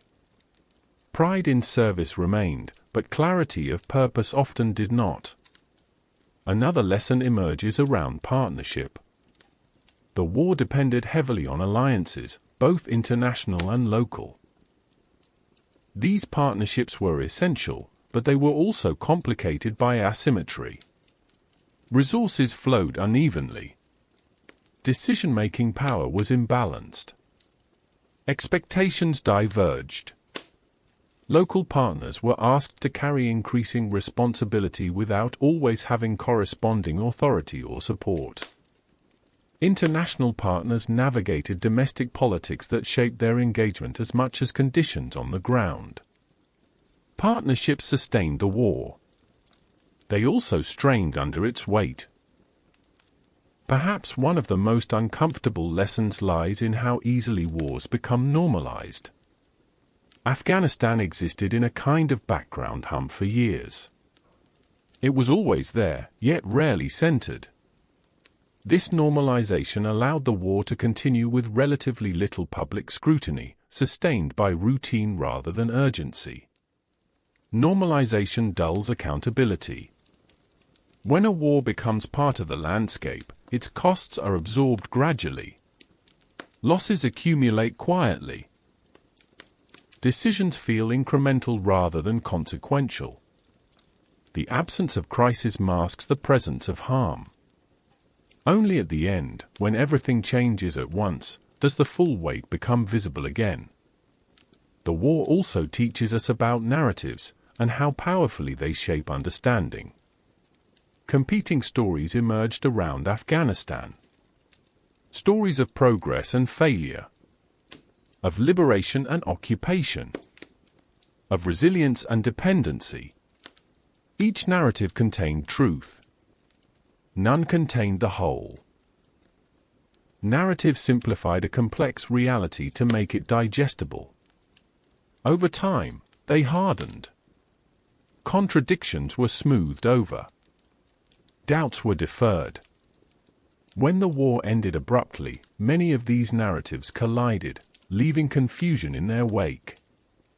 For veterans, the narrative of purpose fractured. For policymakers, the narrative of control unraveled. For the public, the narrative of inevitability replaced earlier confidence. What remains, in the quiet, is a more fragmented story, one that resists easy resolution. Another lesson, perhaps the most enduring, concerns the human cost of abstraction. Wars are planned through concepts and frameworks. Insurgency, stability, capacity building, transition. These terms are useful, even necessary. But they can obscure the lived experience beneath them. Afghanistan reminds us that behind every policy are individuals. A teacher deciding whether to continue classes. A soldier choosing whether to stand his ground. A family deciding whether to flee. These decisions carry weight that no briefing can fully capture. When wars are discussed primarily through abstraction, the distance between decision and consequence widens. Afghanistan narrowed that distance abruptly at the end, forcing a reckoning with realities long deferred. As I sit with these lessons, what strikes me most is how resistant they are to closure. They do not settle neatly into conclusions. They continue to surface in debates about future interventions, about responsibility, about limits. They appear when policymakers hesitate, when veterans speak, when aid workers plan, when citizens question the role of their governments beyond their borders. The war's lessons refuse to stay quiet because they are unresolved. They demand attention not through drama, but through persistence. And yet, there is a quieter lesson too, one that often goes unspoken. It is the lesson of endurance. Afghanistan's people have lived through empire, invasion, civil war, intervention, and withdrawal. Again and again, external forces have reshaped their circumstances.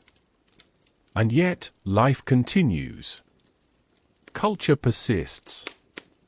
Memory survives. Adaptation becomes second nature. This endurance does not romanticize suffering. It does not justify hardship. But it does remind us of the resilience that exists even in constrained spaces. The war did not define Afghanistan entirely. It became one chapter in a much longer story, one that will continue to unfold long after foreign attention moves elsewhere. As this part draws gently to a close, the lessons of the war settle into the background, not as answers, but as questions. Questions about power and patience. About ambition and humility. About what can be changed from the outside, and what must grow from within. These questions linger softly, like echoes in a wide valley, reminding us that history does not conclude simply because we wish it to. It continues to speak, if we are willing to listen. Let us drift onward, into deeper reflection, where the war's legacy is no longer measured by policy or outcome alone, but by how it reshapes the way future generations think about conflict, responsibility, and the fragile art of trying to remake the world. There is a particular heaviness that follows long wars, a weight that does not lift simply because fighting stops. It settles instead into institutions, into habits of thought, into the quiet ways people make decisions long after the battlefield has emptied. Afghanistan carries this weight forward now, as do all who touch the war in some way, whether briefly or for a lifetime. This weight is not always visible. It does not announce itself. It shows up in pauses, in hesitations, in cautious optimism that never quite dares to become hope. For Afghanistan, the weight is layered. It includes the burden of expectations raised and then withdrawn, of futures once imagined that now feel distant or forbidden. It includes the exhaustion of having been the focus of intense global attention, only to watch that attention recede. It includes the knowledge that history has a habit of returning, even when one wishes it would move on. In cities and villages alike, people continue to negotiate daily life under new constraints. They learn the boundaries again, testing them carefully. What can be said publicly? What must be whispered? What must be set aside entirely? This kind of negotiation requires constant vigilance, and vigilance is tiring in ways that are difficult to explain to those who have not lived it. For teachers, the weight shows itself in classrooms that are altered or absent. Knowledge does not disappear when schools close. It waits. It moves into homes, into private lessons, into memory. Teachers adjust, quietly, often without recognition, carrying forward what they can in reduced spaces. For doctors and nurses, the weight appears in hospitals that lack supplies, in patients who arrive too late because systems have broken down. Years of conflict trained them to work under pressure. The aftermath asks them to work under scarcity. Both require resilience, but of different kinds. For artists, writers, and journalists, the weight presses hardest on expression. Stories still exist, but telling them becomes riskier. Creativity adapts. Metaphor replaces directness. Silence becomes a language of its own. Culture does not vanish. It bends, finding narrow paths where wider ones have closed. For women, the weight is deeply personal. Many grew up in a period when possibility expanded, then contracted suddenly. They carry forward the memory of what was possible, even when it is no longer permitted. That memory itself becomes a burden, a reminder that life could have been otherwise. Yet memory also becomes a form of resistance. To remember is to refuse erasure. To remember education, work, public life, choice. Even when circumstances change, the knowledge that alternatives once existed continues to shape how people see themselves and the world. This knowledge cannot be confiscated. For men, too, the weight is complex. Roles shift. Expectations narrow. Years spent fighting or serving may no longer hold social value. Identity must be renegotiated. Pride and regret sit side by side, often without clear resolution. Children carry the weight differently. They absorb it without language, through atmosphere rather than explanation. They learn what is allowed by watching adults. They sense fear and caution before they understand them. The world they inherit feels natural to them, even if it is shaped by loss. This generational transmission of weight is one of the most enduring consequences of long wars. Trauma does not need to be explained to be felt. It moves through families quietly, shaping behavior, shaping silence, shaping what is imagined as normal. Beyond Afghanistan, the weight of the war travels as well.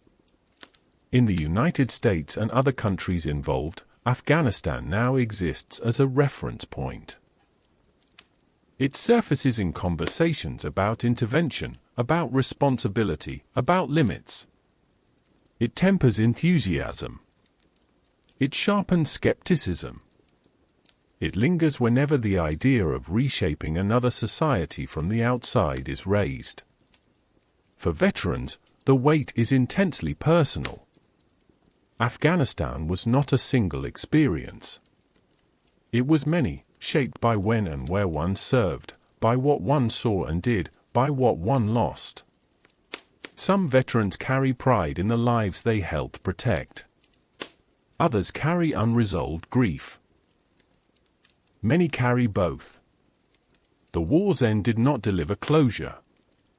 It delivered questions. Questions about sacrifice. About purpose.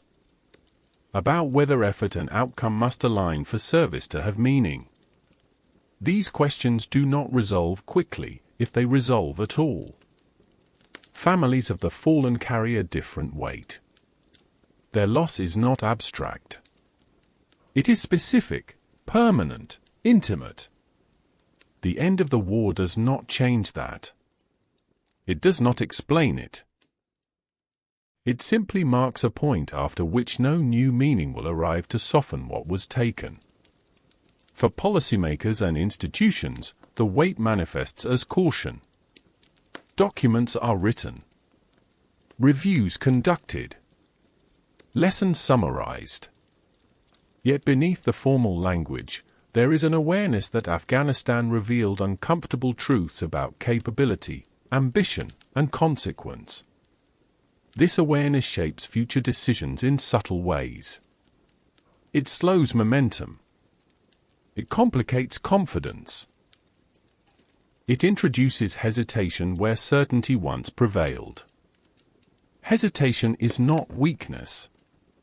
It is often the product of experience. As I reflect on this weight carried forward, I am struck by how unevenly it is distributed. Some feel it constantly. Others encounter it only occasionally.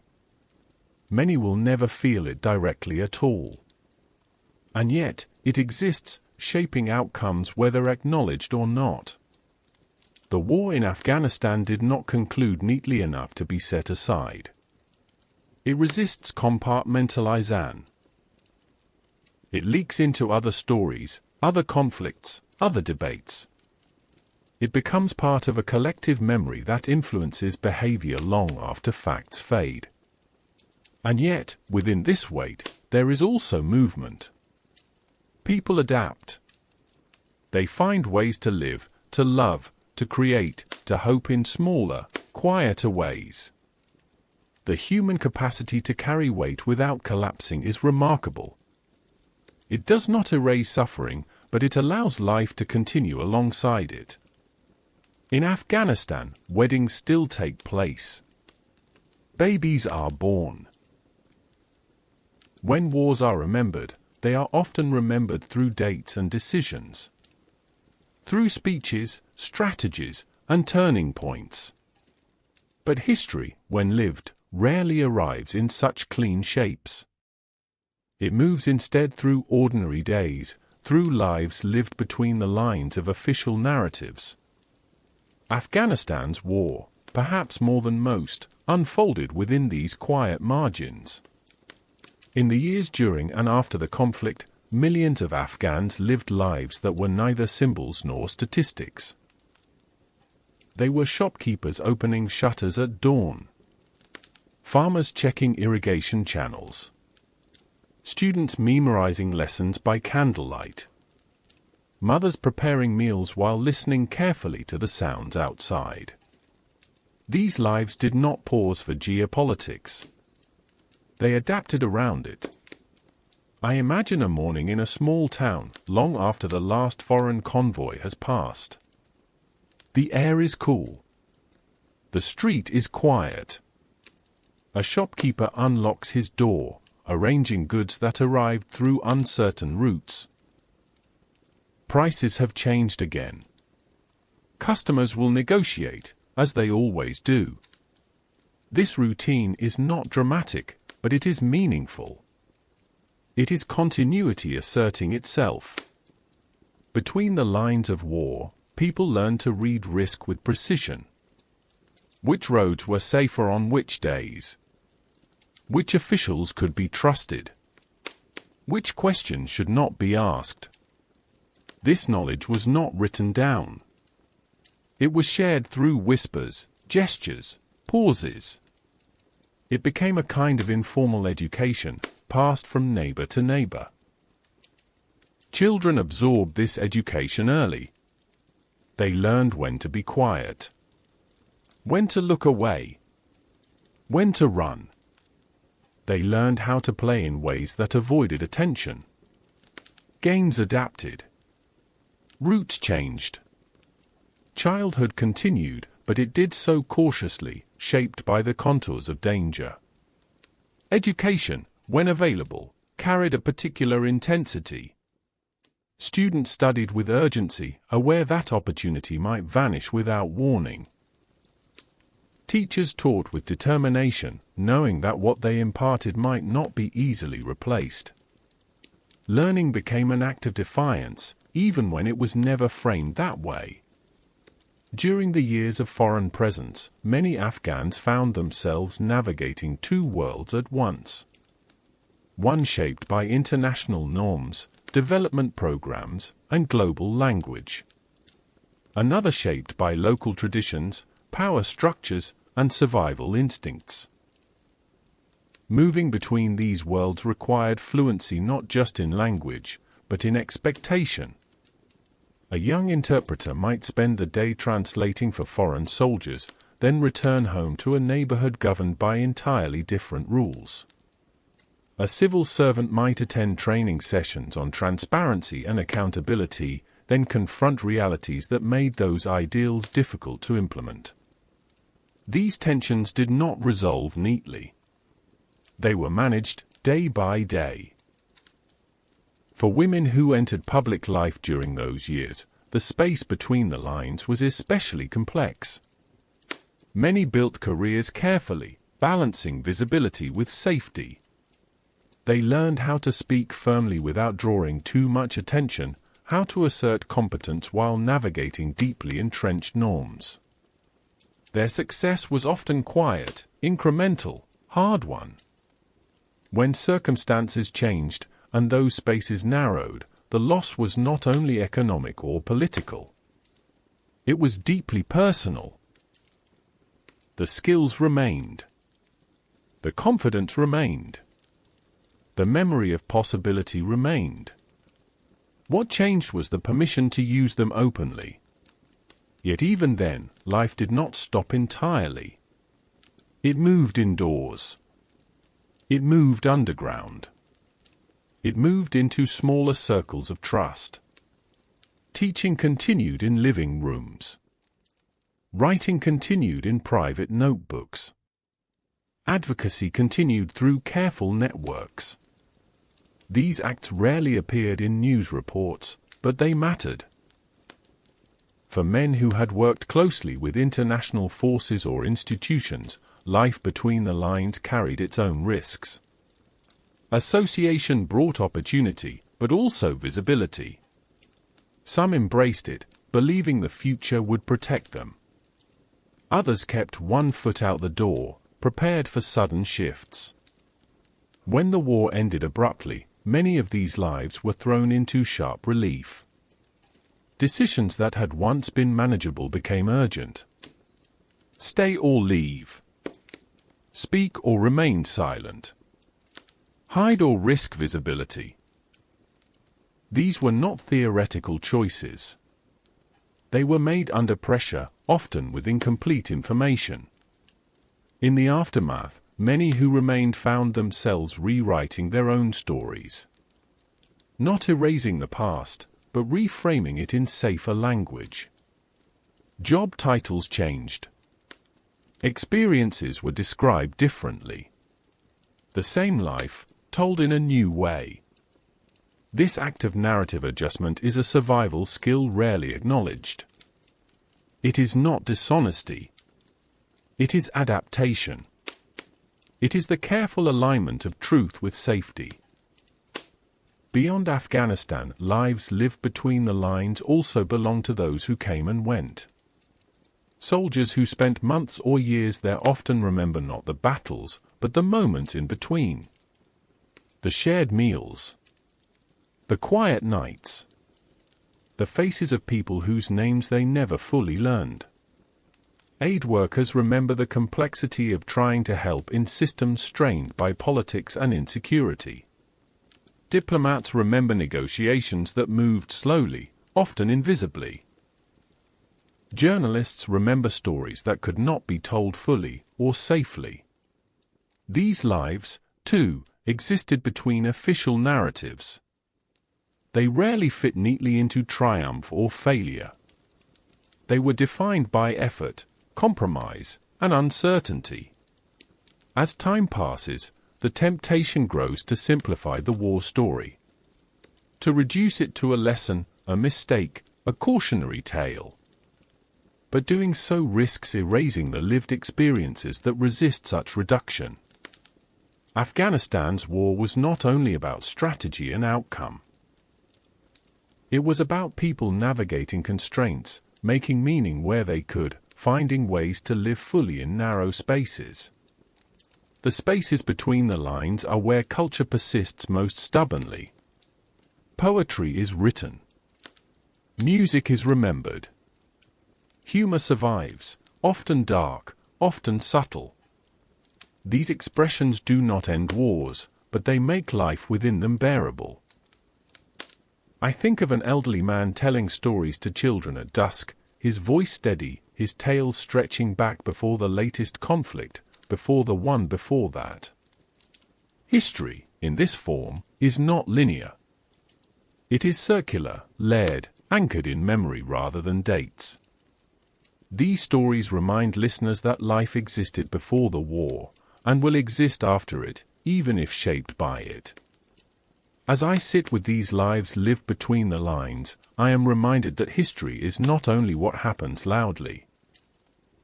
It is also what happens quietly, persistently, in kitchens and classrooms, on back roads and in hidden courtyards. These lives do not seek recognition. They seek continuity. As this part draws gently to a close, the war recedes further into the background, not because it is forgotten, but because life insists on moving forward around it. The lines of history remain, but between them, people continue to live, adapt, remember, and hope, even when hope must be held softly. Let us drift onward, into the deeper currents of memory and meaning, where the war's imprint is felt not through events, but through the quiet shaping of identity, culture, and the stories that will be told long after the last echoes fade. As wars move further into the past, they begin to change shape. Not because the facts alter, but because memory does. What once felt immediate becomes layered. Sharp edges soften. Loud moments grow quieter, while small, intimate details rise to the surface. Afghanistan's war has entered this phase now, where silence itself becomes part of the story. Silence is often misunderstood as absence. In truth, it is presence without noise. In Afghanistan, silence carries many meanings. It can be caution. It can be grief. It can be endurance. After decades of conflict, people learned when to speak and when not to. Silence became a skill, honed carefully over time. It allowed survival when words carried risk. It allowed dignity when explanation was impossible. I imagine a family sitting together in the evening, long after the war has officially ended. The room is dim. A single light glows softly. Conversation drifts toward ordinary things, the price of food, the weather, a relative's health. The war is not mentioned. Not because it is forgotten, but because it is everywhere already, woven into what does not need to be said.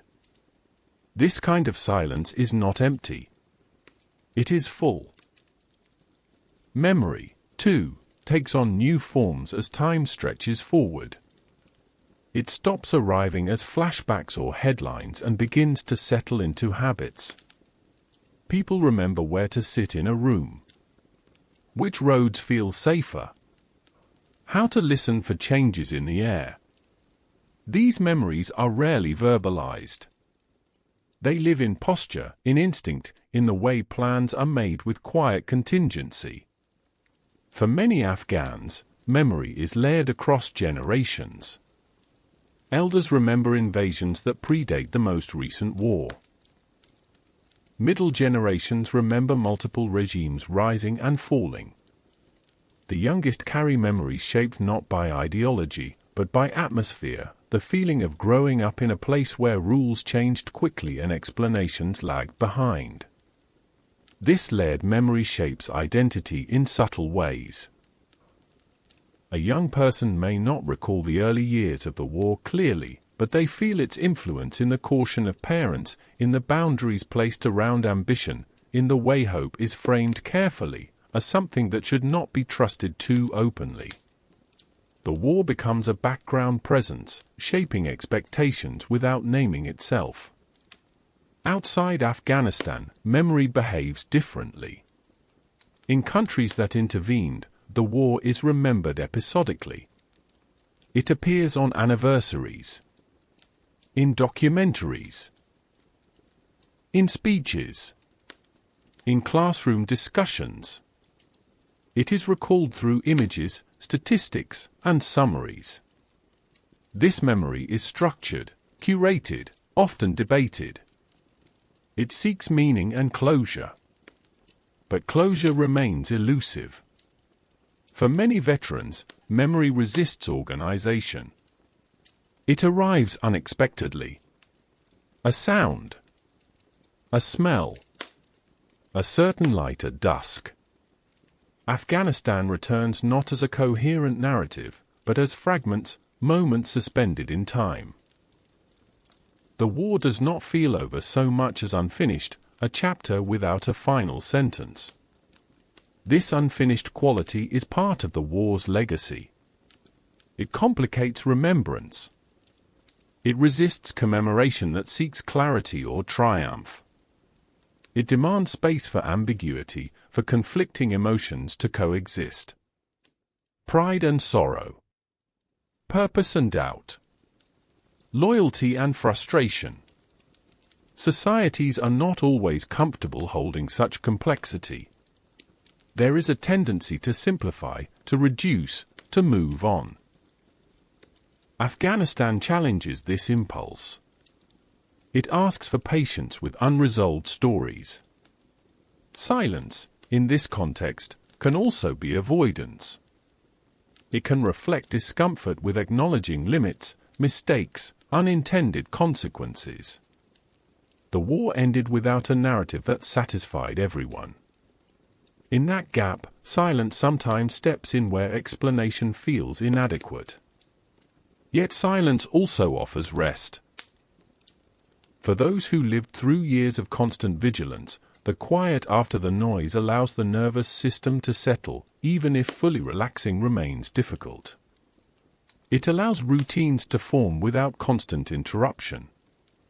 It allows grief to surface slowly, without the pressure of public commentary. Grief, like memory, rarely arrives all at once. In Afghanistan, grief is deeply communal, but also deeply private. Loss is everywhere, yet often unspoken. Almost every family carries it in some form. Names are remembered quietly. Stories are told selectively. Mourning adapts to circumstances, finding safe spaces rather than public ones. This shared but unspoken grief creates a bond that is difficult to explain to outsiders. It shapes social interactions. It tempers celebration. It lends weight to everyday life. Time itself feels different in the aftermath of long wars. There is a sense that the future must be approached carefully, that sudden change is dangerous. Plans are made incrementally. Expectations are adjusted downward to avoid disappointment.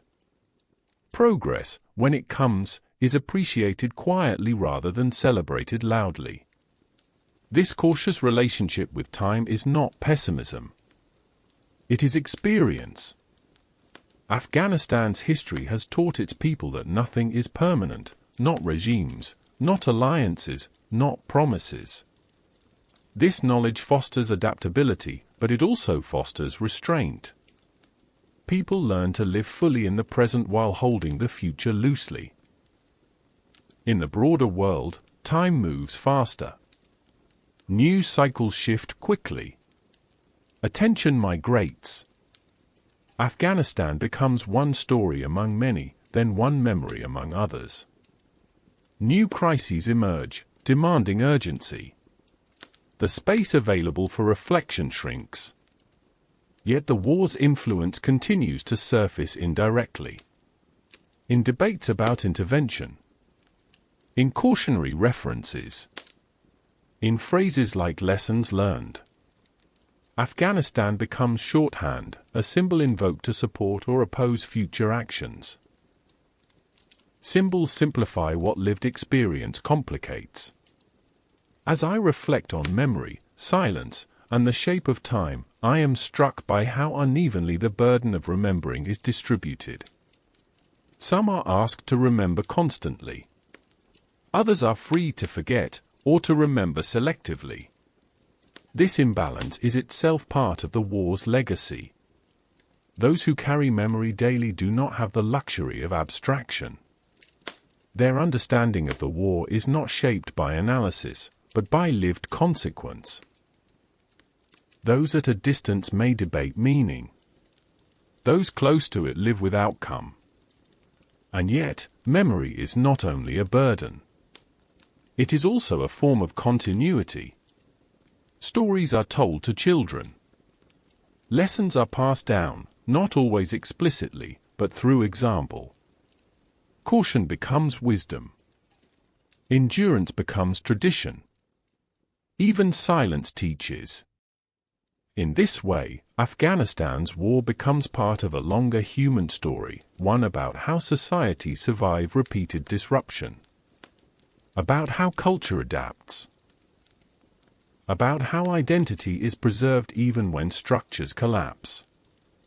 As this part draws gently to a close, the war has moved further into the background, not fading away, but settling into the quiet spaces where memory and silence coexist. Time stretches forward unevenly, shaped by what has been endured and what remains uncertain. The noise has ended. The echoes linger. And so we continue onward, into the final movements of this long reflection, where the story of the war gives way to the story of what comes after, not as an answer, but as a quiet unfolding, one day at a time. As Afghanistan's war drifts further from the present moment, it begins to function less as a headline and more as a mirror. It reflects not only what happened there, but what the world believed about itself at the turn of a century. In this reflection, uncomfortable truths emerge quietly, not as accusations, but as realizations that arrive long after certainty has faded. The war did not only reshape Afghanistan. It reshaped how nations think about power, intention, and responsibility. At the beginning, there was confidence. Confidence that advanced technology could overcome geography. That resources could overcome history. that determination could overcome complexity. These beliefs were not foolish. They were rooted in recent experience, in a world where borders had opened, economies had globalized, and problems increasingly felt solvable through coordination and effort. Afghanistan revealed the limits of that worldview. It showed that power does not operate in a vacuum. That history is not a blank surface waiting for new plans. That societies carry internal logic shaped by memory, culture, and survival, logic that resists external redesign no matter how well-intentioned the effort. This lesson unsettled more than military doctrine. It unsettled assumptions about progress itself. For much of the late 20th century, progress was imagined as linear. Education would expand. Institutions would strengthen. Economies would integrate. Democracies would take root. The war in Afghanistan challenged this narrative, not by disproving it entirely, but by showing how fragile it can be when imposed rather than cultivated. Progress, the war suggested, is not something that can be delivered fully formed. It must grow within conditions that allow it to survive pressure. Without that foundation, even sincere efforts can wither quickly when support is withdrawn. The world also learned something uncomfortable about patience.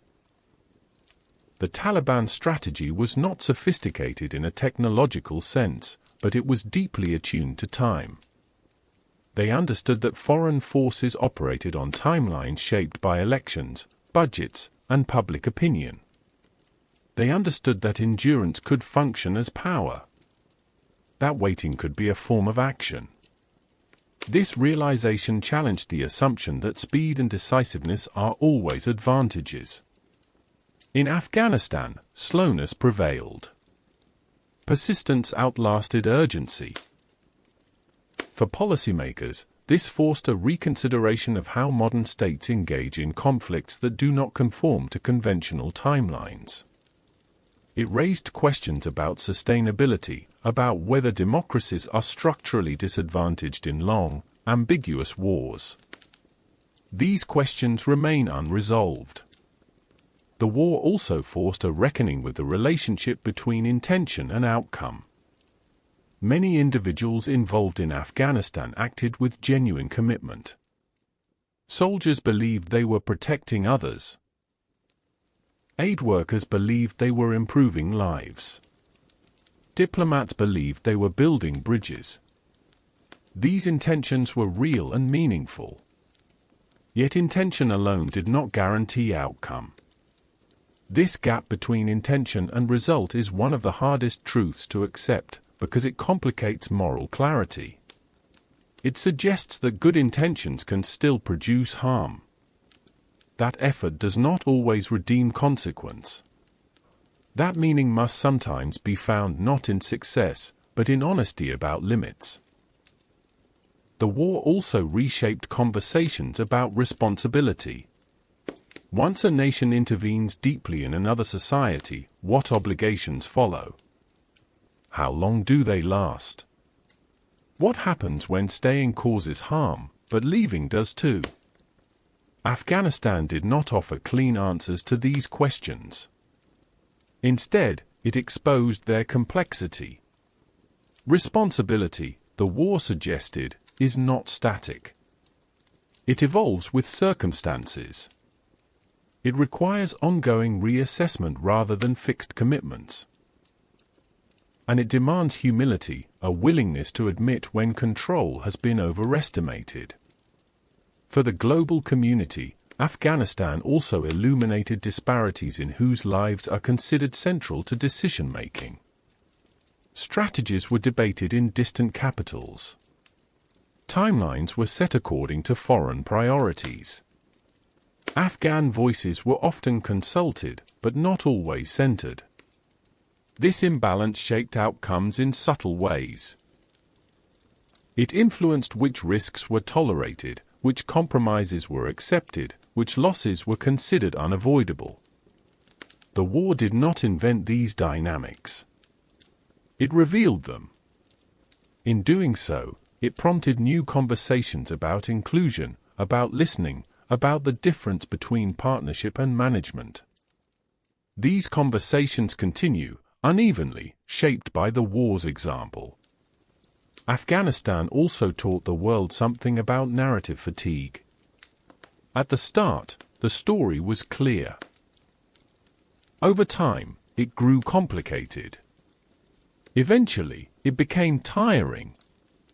The public struggled to follow shifting objectives, nuanced explanations, incremental progress. Attention waned not because the war no longer mattered, but because it no longer fit into a compelling narrative. This fatigue mattered. It shaped political will. It influenced funding. It narrowed the space for nuance. When stories become too complex to tell easily, they risk being abandoned altogether. The war demonstrated the danger of allowing narrative fatigue to substitute for resolution. Yet even here, there is a quieter lesson. The war showed that despite systemic failures, individuals continued to act with courage, compassion, and integrity. Afghan teachers continued teaching. Doctors continued treating patients. Journalists continued reporting under threat. Soldiers continued protecting one another. Aid workers continued distributing food in impossible conditions. These acts did not change the course of the war, but they mattered deeply to the people they touched. The world often measures wars by outcomes. Afghanistan invites us to also measure them by moments. Moments of connection across cultures. Moments of protection. Moments of learning. These do not redeem failure, but they resist nihilism. As time moves forward, the war in Afghanistan will increasingly be invoked as a lesson rather than an experience. It will be referenced in speeches, in textbooks, in policy debates. It will become part of the collective vocabulary used to argue for caution or resolve. But its most important lessons may remain quiet. They may appear when leaders hesitate before committing force. When citizens ask harder questions about objectives and exit strategies. When institutions recognize the limits of their reach. When humility tempers ambition. These are not dramatic changes. They do not announce themselves. They unfold slowly, influenced by memory rather than mandate. As I reflect on what the war taught the world about itself, I am struck by how much of that learning occurred after the fighting ended. During the war, urgency dominated. After it, reflection took root. Reflection does not undo harm, but it can shape future choices. As this part draws gently to a close, Afghanistan's war stands not only as a historical event, but as a reference point, a quiet measure against which future decisions will be weighed, consciously or not. The mirror it holds up is not flattering, but it is honest. It shows a world capable of immense effort, deep compassion, and serious miscalculation. A world still learning how to balance power with restraint, intention with humility. And so we continue onward, toward the final stretches of this long journey, where the war story becomes less about what happened and more about how its echoes shape the paths yet to be taken. Long after the last foreign soldier departed Afghanistan, the war continued to move, quietly, across borders and into conversations far removed from the mountains where it unfolded. Wars do this. They refuse to stay contained. They send echoes outward, touching places that never heard the explosions directly, shaping choices made in distant rooms by people who may never set foot on the land where it all began.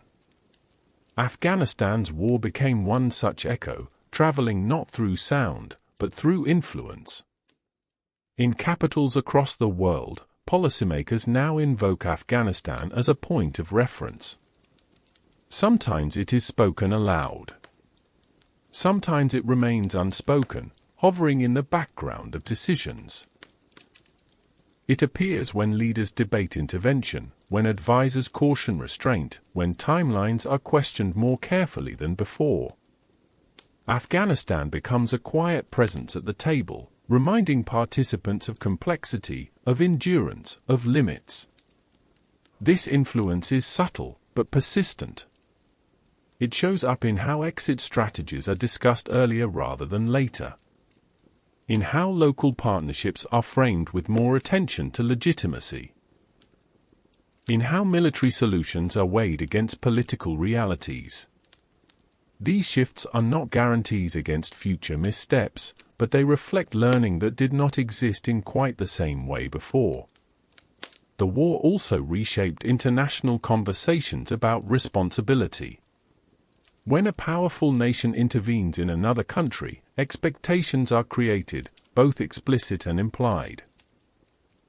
Afghanistan demonstrated how difficult it is to meet those expectations fully, and how painful it can be when they collapse. This realization has influenced how humanitarian commitments are framed, how promises are worded, how caution enters even the language of assistance. Aid organizations, too, carry Afghanistan with them. Many who worked there went on to other crises, bringing experience shaped by years of navigating insecurity, bureaucracy, and moral complexity. They learned how quickly access can disappear, how fragile systems can be, how essential local knowledge is, and how easily it can be sidelined. These lessons travel with them, influencing how aid is delivered elsewhere, how partnerships are formed, how risk is assessed. Afghanistan becomes part of a shared professional memory, shaping practice quietly. The war's echoes also travel through migration. Afghans who left during or after the conflict now live across the world. They carry stories, skills, and memories into new communities. Some speak openly about their experiences. Others remain silent, choosing to focus on building new lives rather than revisiting old wounds. In either case, Afghanistan travels with them. It appears in accents, in food, in stories told selectively to children. It appears in caution, in gratitude, in resilience. These diasporic echoes complicate simple narratives of the war. They remind the world that Afghanistan is not a distant abstraction, but a lived reality carried by people in classrooms, workplaces, and neighborhoods far from Kabul. For these individuals, the war is not history. It is personal context. They navigate questions from others. Where are you from? What was it like? Is it safe now? These questions are rarely malicious, but they carry weight. Answering them requires translating a complex experience into words that others can understand, often compressing years into moments. Sometimes, silence feels easier. The war's influence also extends into military culture. Future officers study Afghanistan alongside other conflicts, not as a blueprint, but as a caution. They examine how counterinsurgency doctrine evolved, how intelligence was interpreted, how partnerships functioned under strain. They discuss what worked locally but failed strategically, and why those distinctions matter. These discussions shape how future wars are imagined, even if they cannot prevent them entirely. Technology, too, carries the war forward. Advances accelerated during Afghanistan's conflict now shape civilian and military life elsewhere. Surveillance tools, logistics systems, communication platforms. The war contributed to innovations that outlived it, embedding themselves into everyday infrastructure. This is another quiet echo. One that complicates the idea that wars end cleanly.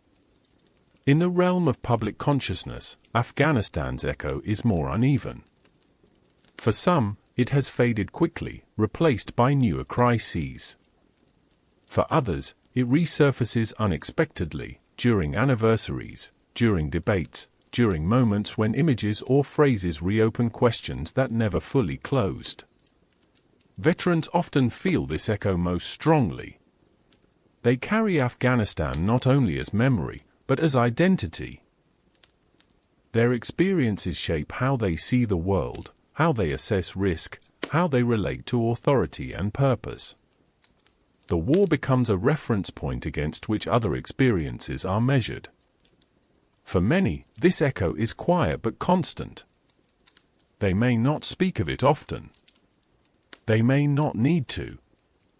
It appears in the way they pause before answering certain questions. In the way they scan rooms. In the way they think about loyalty and obligation. Families of veterans carry the echo too. They live alongside memories that do not belong entirely to them, but shape daily life nonetheless. The war, in this way, becomes intergenerational, influencing children who never saw it directly. In Afghanistan itself, the echoes are everywhere.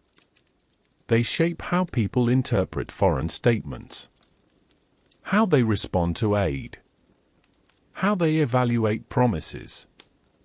The memory of intense engagement followed by abrupt withdrawal informs expectations now. Skepticism is not cynicism. It is experience. This skepticism influences how Afghanistan interacts with the world moving forward. It tempers openness. It encourages self-reliance where possible. It narrows trust to what can be verified locally. Trust, once strained, does not return quickly. As I reflect on these echoes, I am struck by how unevenly they are felt. Some hear them constantly. Others barely at all. Yet they exist regardless, shaping outcomes quietly. The war in Afghanistan did not resolve the global questions it raised. It complicated them. It slowed some impulses and sharpened others. It left behind not a clear directive, but a deeper awareness of consequence. This awareness may be one of its most lasting impacts. It does not prevent action, but it demands justification. It does not forbid intervention, but it insists on humility. It does not erase responsibility, but it reframes it as ongoing rather than absolute. As this part draws gently to a close, the war's echoes continue to travel, not loudly, not dramatically, but persistently. They move through policy, through culture, through individual lives. They remind the world that even distant conflicts leave traces that endure long after attention shifts. And so we move onward, into the final reflections of this long journey, where the echoes soften further, blending into the broader hum of history, and the war in Afghanistan becomes one of many stories that shape how the future is imagined, approached, and, cautiously, lived. As time moves forward, every war faces the same quiet reckoning. Not how it ended, but how it will be remembered. Memory is selective. It keeps what fits and lets go of what is difficult to hold. Afghanistan's war now stands at the edge of that process, where stories begin to harden into summaries, and lived complexity risks being smoothed into something simpler, easier to carry. What is remembered is rarely accidental. In many places, Afghanistan is remembered first as duration. 20 years. The longest war. The phrase itself carries weight, suggesting endurance without resolution. It becomes shorthand for fatigue, for overreach, for a conflict that outlasted its own explanation. Duration replaces detail. Length replaces texture. This kind of memory is convenient. It allows the war to be referenced without being revisited. It creates distance. But for those who lived inside the war, duration was not a number. It was a series of seasons. Deployments marked by birthdays missed. School years interrupted. Harvests delayed. It was measured in before and after, not in years counted from afar. What is remembered publicly often centers on moments of spectacle. The opening strikes. The fall of Kabul. The airport in the final days. These images return again and again, replayed because they are visually powerful, emotionally charged, and easily shared. Spectacle compresses complexity. Between these moments lies everything else. The long middle years. The routines. The slow shifts in power. The quiet progress that mattered deeply to some and not at all to others. These parts are harder to remember collectively because they do not fit into a single image. And so they risk being forgotten. The forgetting does not happen out of malice. It happens because attention is finite, and complexity demands effort. Societies, like individuals, gravitate towards stories that resolve cleanly or dramatize clearly. Afghanistan resists both. For Afghan civilians, this process of forgetting feels uneven and sometimes painful. Their daily realities were rarely dramatic enough to attract global focus, yet deeply shaped by the war's presence. When the world moves on, it can feel as though their experience has been erased, flattened into a narrative that does not quite recognize them. I imagine a teacher who taught through years of instability, adapting lessons to shifting rules, protecting students quietly. Her work may never appear in a report or documentary. Yet her influence lives on in the people she taught. If the war is remembered only through failures and collapse, her effort disappears from the story. This is how forgetting works. It does not erase events. It erases contributions. For soldiers, memory is also selective, but in different ways. Some moments remain vivid. Others blur. The mind holds on to what feels unresolved, what carries emotional charge. Long stretches of routine fade, even though they made up most of the experience. Public memory often struggles to accommodate this unevenness. It looks for heroism or futility, clarity or condemnation. It rarely makes room for ambiguity, for service that mattered deeply even if outcomes fell short. This tension shapes how veterans are received, how their stories are heard, how their experiences are integrated into national narratives. For policymakers and institutions, memory becomes formalized. Reports are written. Lessons identified. Recommendations archived. Over time, these documents shape training, doctrine, and future decision-making. Yet even here, forgetting occurs. Lessons are remembered selectively, often filtered through contemporary priorities. Some warnings are heeded. Others are sidelined. The war becomes a reference point rather than a lived reality. This selective remembering is not unique to Afghanistan. It is how history often functions. But Afghanistan's complexity makes the stakes of forgetting higher. What risks being forgotten most easily are the quiet successes that did not survive political change. Health improvements that vanished with funding. Educational gains that could not be protected. Cultural openness that flourished briefly before contracting again. These experiences matter, even if they did not endure. For those who lived them, forgetting feels like a second loss. What also risks being forgotten is the agency of Afghans themselves. Narratives often frame the war as something done to Afghanistan rather than something lived and navigated by its people. This framing strips individuals of decision-making, resilience, and responsibility, reducing them to passive subjects of external forces. In reality, Afghans made countless choices under pressure. They negotiated power. They adapted strategies. They resisted in ways both visible and subtle. Remembering the war without acknowledging this agency flattens the story into something incomplete. On the other side, what may be remembered too strongly are simplified judgments. The war failed. The war was inevitable. The war was unwinnable.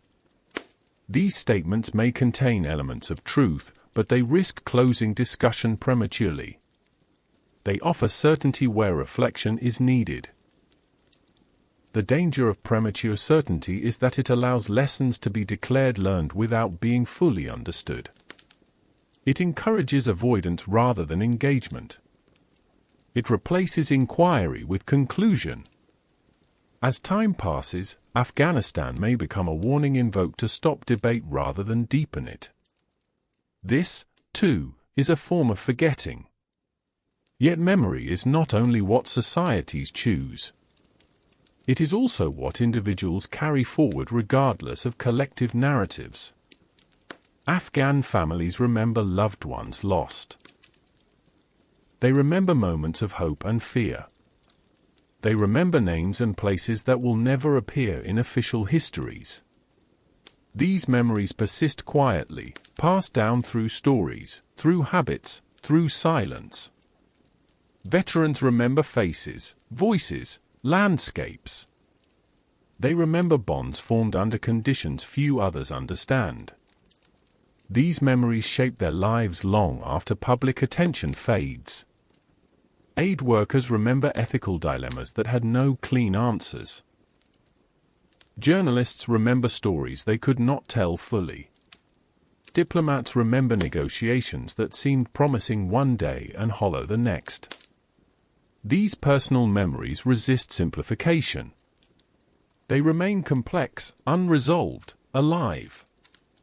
In this way, memory becomes fragmented rather than unified.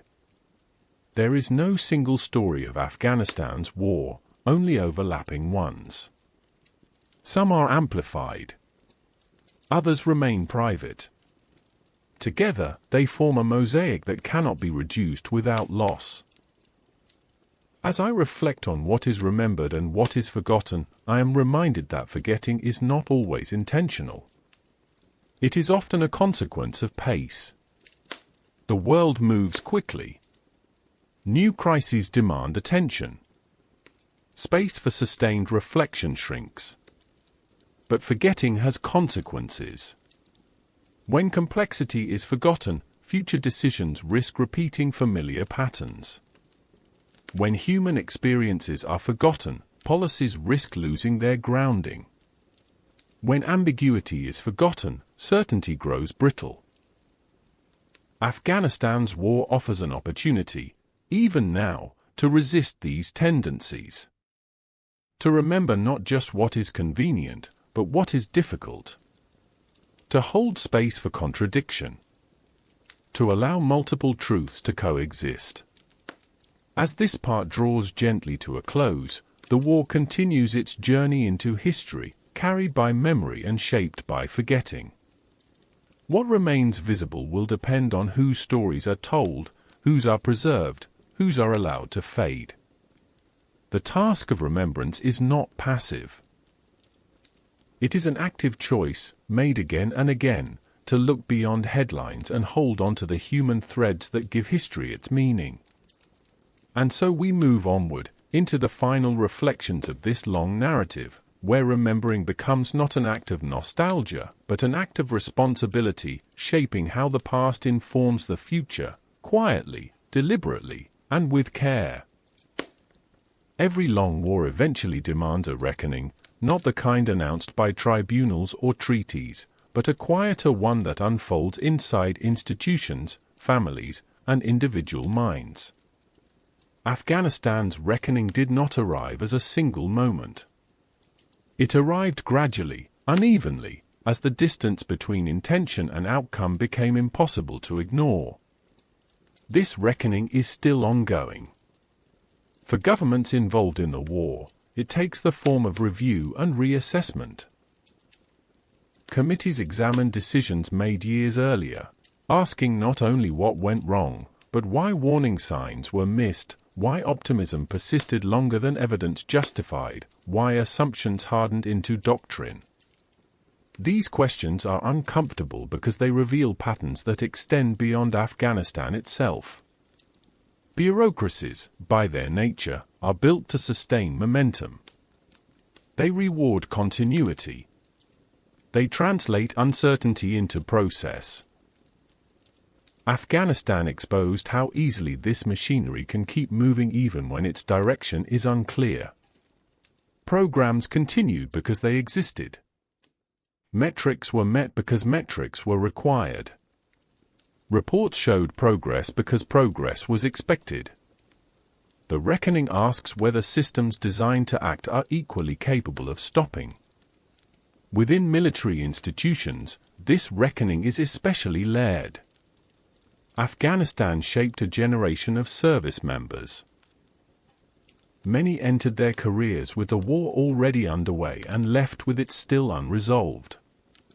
Their professional identity formed around a conflict without a clear arc, one that demanded adaptability rather than decisive victory. For some, this fostered humility. For others, frustration. For many, both. Training now reflects this complexity. Officers are taught to question assumptions earlier, to think more critically about objectives, to recognize the difference between tactical success and strategic sustainability. Afghanistan becomes less a case study in how to win, and more a study in how wars persist. This shift matters. It signals a recognition that modern conflicts often resist closure, and that managing expectations is as important as managing operations. The reckoning does not reject military capability. It reframes it within broader political and social realities. For civilians in Afghanistan, the reckoning is more immediate and more personal. It unfolds in daily assessments of safety and possibility, in decisions about education, employment, movement, in recalibrating trust toward institutions that have changed faces repeatedly over decades. The question is not what lessons were learned, but how to live now. Many Afghans quietly reassess what the last 20 years offered them.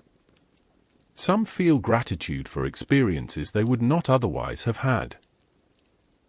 Others feel bitterness at promises that dissolved. Most feel a complicated mixture of both, shaped by individual circumstance rather than ideology. This complexity is rarely captured in outside analysis. The reckoning also takes place within families. Parents who encourage children to pursue education now explain why opportunities have narrowed. Elders who witnessed earlier conflicts draw comparisons, noting what feels familiar and what feels different. These conversations are careful, often incomplete, shaped by the need to protect as much as to explain. Children listen closely, even when words are withheld. They absorb tone, caution, hesitation. The reckoning passes quietly from one generation to the next. Outside Afghanistan, the reckoning manifests differently. In countries that sent troops, citizens grapple with the meaning of sacrifice in the absence of clear success. Memorials honor the fallen. Ceremonies acknowledge service. Yet beneath these rituals, questions linger. Was it worth it? What did it achieve? Could it have been done differently? These questions do not seek simple answers. They seek reassurance that effort mattered, that loss was not meaningless.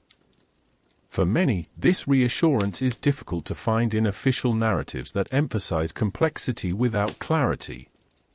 Veterans often carry this tension most acutely.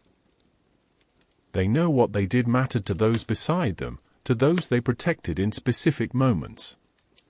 They also know that these moments do not add up neatly to the outcomes later discussed in public. Reconciling personal meaning with collective outcome is part of the reckoning. It is not a process that can be rushed. For aid workers and diplomats, the reckoning centers on effectiveness and ethics. Programs that showed promise but lacked durability raise questions about design and dependency. Negotiations that seemed necessary but undermined partners provoke moral discomfort. Afghanistan forces a reconsideration of how help is offered, and how it can unintentionally constrain as much as enable. This reckoning has already begun to influence how international engagement is framed elsewhere. Emphasis on local ownership grows stronger. Awareness of unintended consequences deepens. Yet these shifts remain fragile, always competing with urgency when new crises emerge. The reckoning also touches the global public.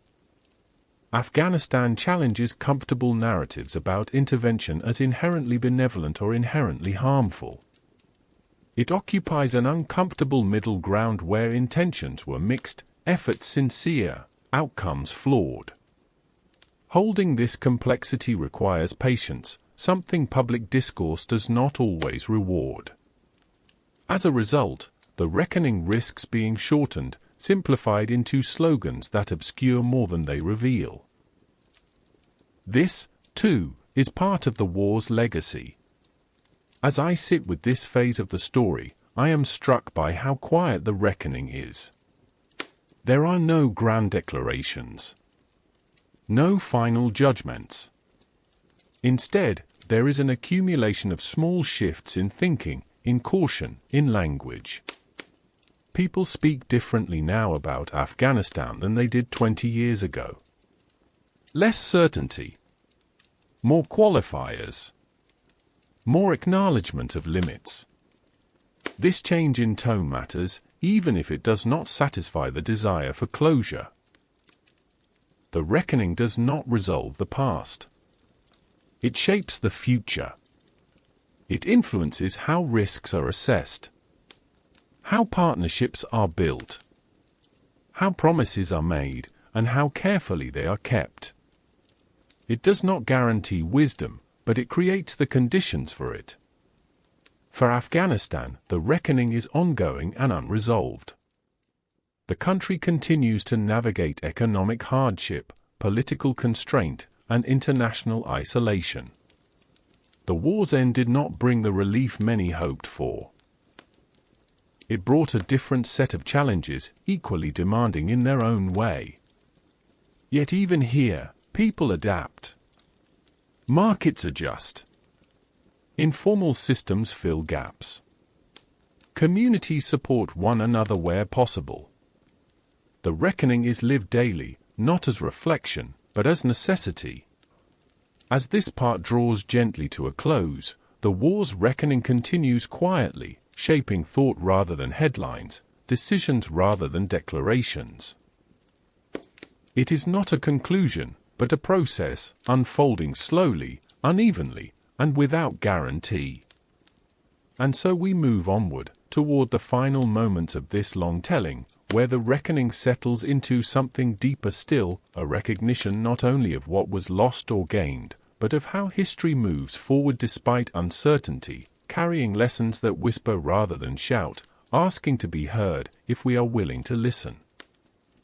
As the war in Afghanistan recedes further into the past, it enters a stage that is quieter than conflict and less immediate than aftermath. It becomes something carried. Not solved. Not finished. Carried forward in memory, in policy, in habit, and in the subtle ways people approach uncertainty after having lived with it for so long. This carrying is not evenly shared. For some, Afghanistan is now a reference point, a chapter closed, a lesson cited when convenient. For others, it remains a daily presence, shaping decisions large and small. The distance between these experiences defines much of the war's final legacy. In Afghanistan itself, carrying the story forward means continuing life under conditions shaped by forces that feel both familiar and new. The rhythms of daily existence have adjusted again. Markets reopen. Roads fill. Conversations resume their ordinary patterns. Yet beneath this surface, there is an awareness that stability is provisional. People plan with caution. A shopkeeper expands inventory slowly, unsure how long demand will hold. A family considers education options knowing they may change suddenly. A young person dreams carefully, choosing aspirations that feel achievable rather than ideal. These choices are not signs of diminished spirit. They are signs of experience. The war taught people that certainty is fragile. Carrying that lesson forward becomes a survival strategy. In rural areas, this pragmatism is especially visible. Authority is respected not because it is loved, but because predictability matters. Disputes are resolved quickly. Movement is regulated. Violence, in some places, has receded. In others, it lingers quietly. People adapt, as they have always done, finding ways to live within the boundaries imposed upon them. For women, carrying the story forward often means carrying it inward. Public space has narrowed, but internal space remains. Education continues privately. Skills are preserved quietly. Networks persist discreetly. The memory of participation does not disappear simply because visibility does. It shapes identity, self-worth, and the way futures are imagined, even when those futures must be held privately. This internal carrying is powerful, even if it is not immediately visible. For men who once served in the Afghan security forces or worked with international institutions, carrying the story forward involves recalibration. Some find new roles within altered systems. Others withdraw, protecting themselves and their families by minimizing visibility. Pride, regret, and uncertainty coexist, none fully resolving the others. Their stories are rarely told publicly now. But they continue, shaping how communities remember the years that came before. Outside Afghanistan, carrying the story forward looks different. In countries that intervened, the war becomes part of institutional memory. It influences how new conflicts are assessed, how warnings are framed, how timelines are questioned. Afghanistan becomes a silent comparator, invoked when optimism rises too quickly or when objectives grow too expansive. This influence is subtle but meaningful. It does not prevent action, but it slows it. It introduces friction where momentum once flowed freely. It encourages questions that might otherwise be postponed. What is the end state? What happens if this lasts longer than expected? Who carries the cost when attention fades? These questions are part of the war's legacy. For veterans, carrying the story forward is deeply personal. Some carry it through continued service, shaping younger generations with lessons learned the hard way. Others carry it through silence, choosing not to revisit experiences that remain unresolved. Many carry it through community, finding understanding among those who share similar memories. The war becomes part of how they see leadership, loyalty, and loss. It informs their sense of proportion, their skepticism of grand promises, their appreciation for small acts of competence and care. This carried knowledge does not always translate easily into civilian life. It does not fit neatly into conversations that seek closure or clarity. Yet it remains valuable, offering perspective forged under pressure. Families of veterans carry the story forward as well. They live alongside memories they may not fully understand, yet feel deeply. They adapt to rhythms shaped by experience. They support healing that unfolds unevenly, over years rather than months. In this way, the war extends beyond those who fought it, touching lives indirectly, persistently. The global community, too, carries Afghanistan forward, often without realizing it. Aid models adjust. Diplomatic language shifts. Military doctrines evolve. None of these changes are solely the result of Afghanistan, but it contributes to each. It becomes part of a cumulative understanding that shapes future engagement, even when its influence is not explicitly acknowledged. This carrying forward is not neat or complete. Lessons compete with urgency. Reflection competes with action. The world does not pause long enough to fully absorb what has happened before moving on to the next crisis.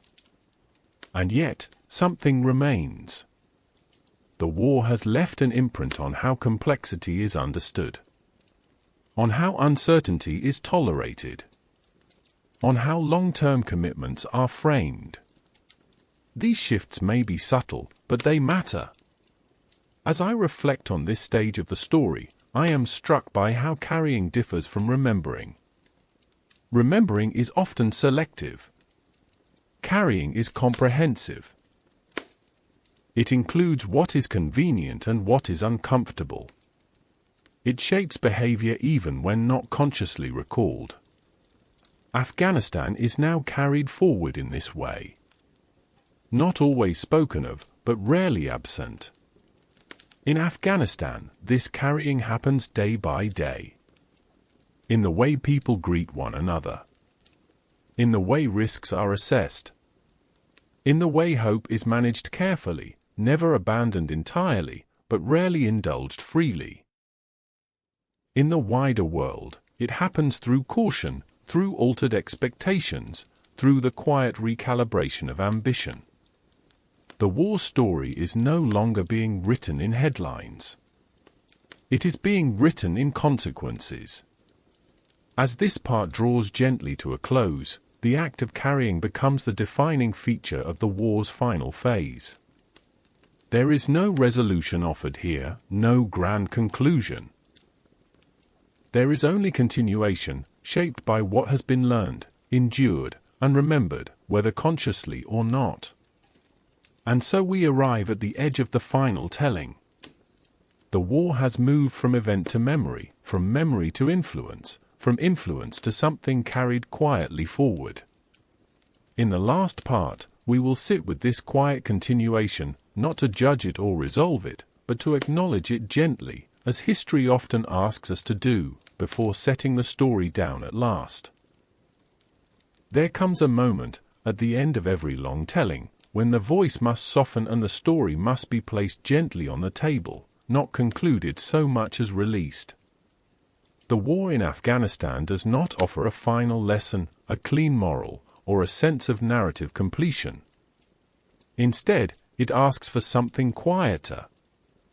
Recognition, care, and the willingness to sit with complexity without rushing to resolve it. This is where we arrive now. After 20 parts, after years measured in words rather than days, the war has unfolded not as a single arc, but as a layered human experience. It began in shock and urgency, moved through confidence and expansion, settled into routine and fatigue, and ended in uncertainty rather than triumph. Along the way, it shaped lives far beyond its borders, leaving impressions that remain even as attention shifts elsewhere. What does it mean to set such a story down? It does not mean forgetting. Forgetting would suggest erasure, and this war resists that. Too many lives were shaped by it, too many choices influenced by its presence, too many futures redirected for it to vanish cleanly into history. Setting the story down means acknowledging that it cannot be carried endlessly at the forefront of attention, yet must not be dismissed as finished.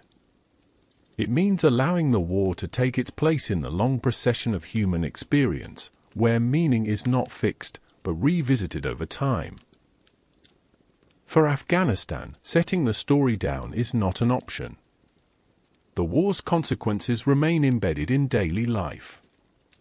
Economic hardship, political constraint, cultural adaptation, and memory all continue to shape the present.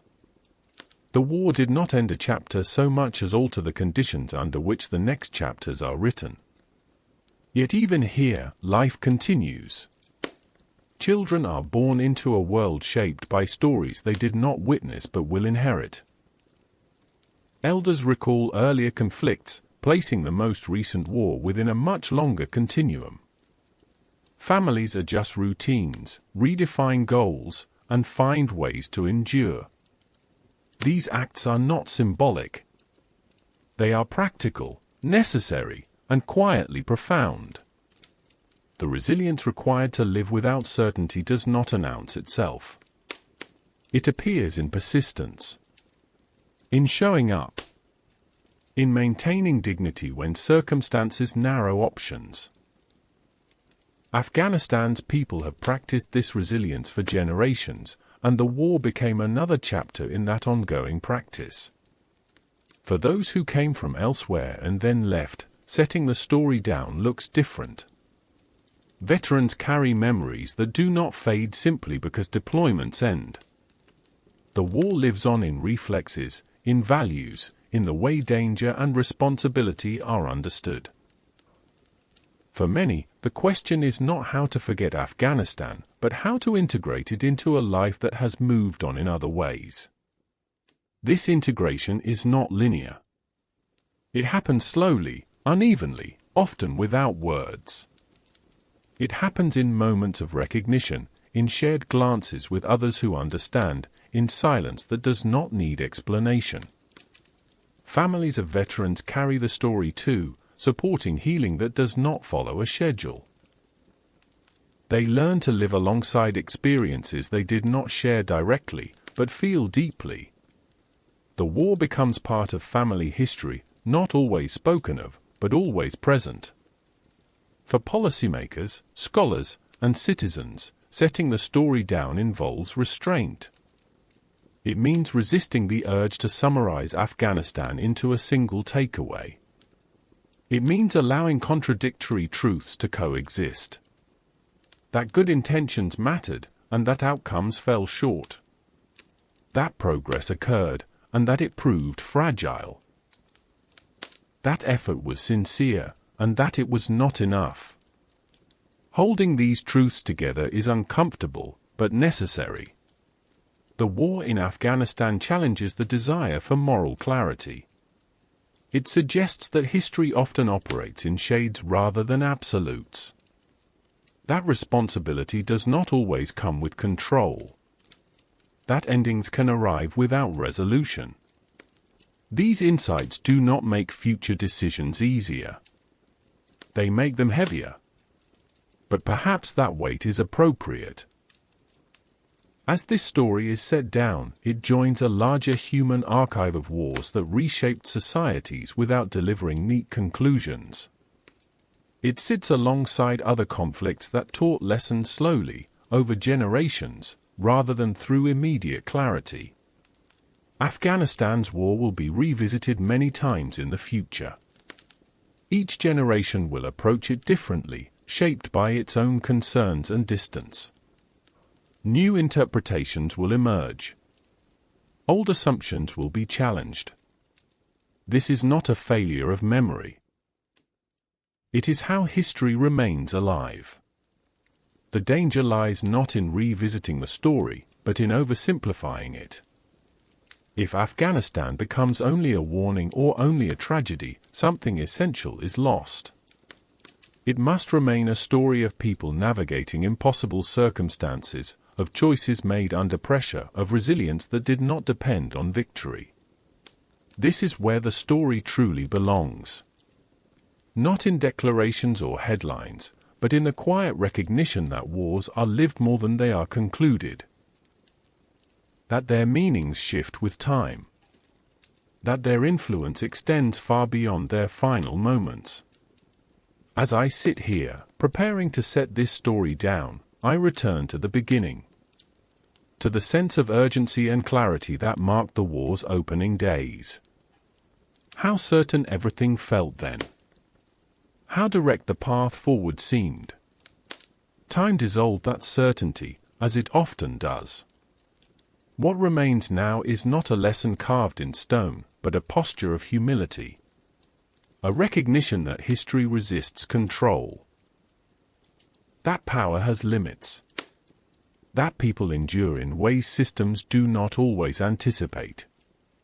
This posture does not negate effort or sacrifice. It honors them by refusing to reduce them to slogans.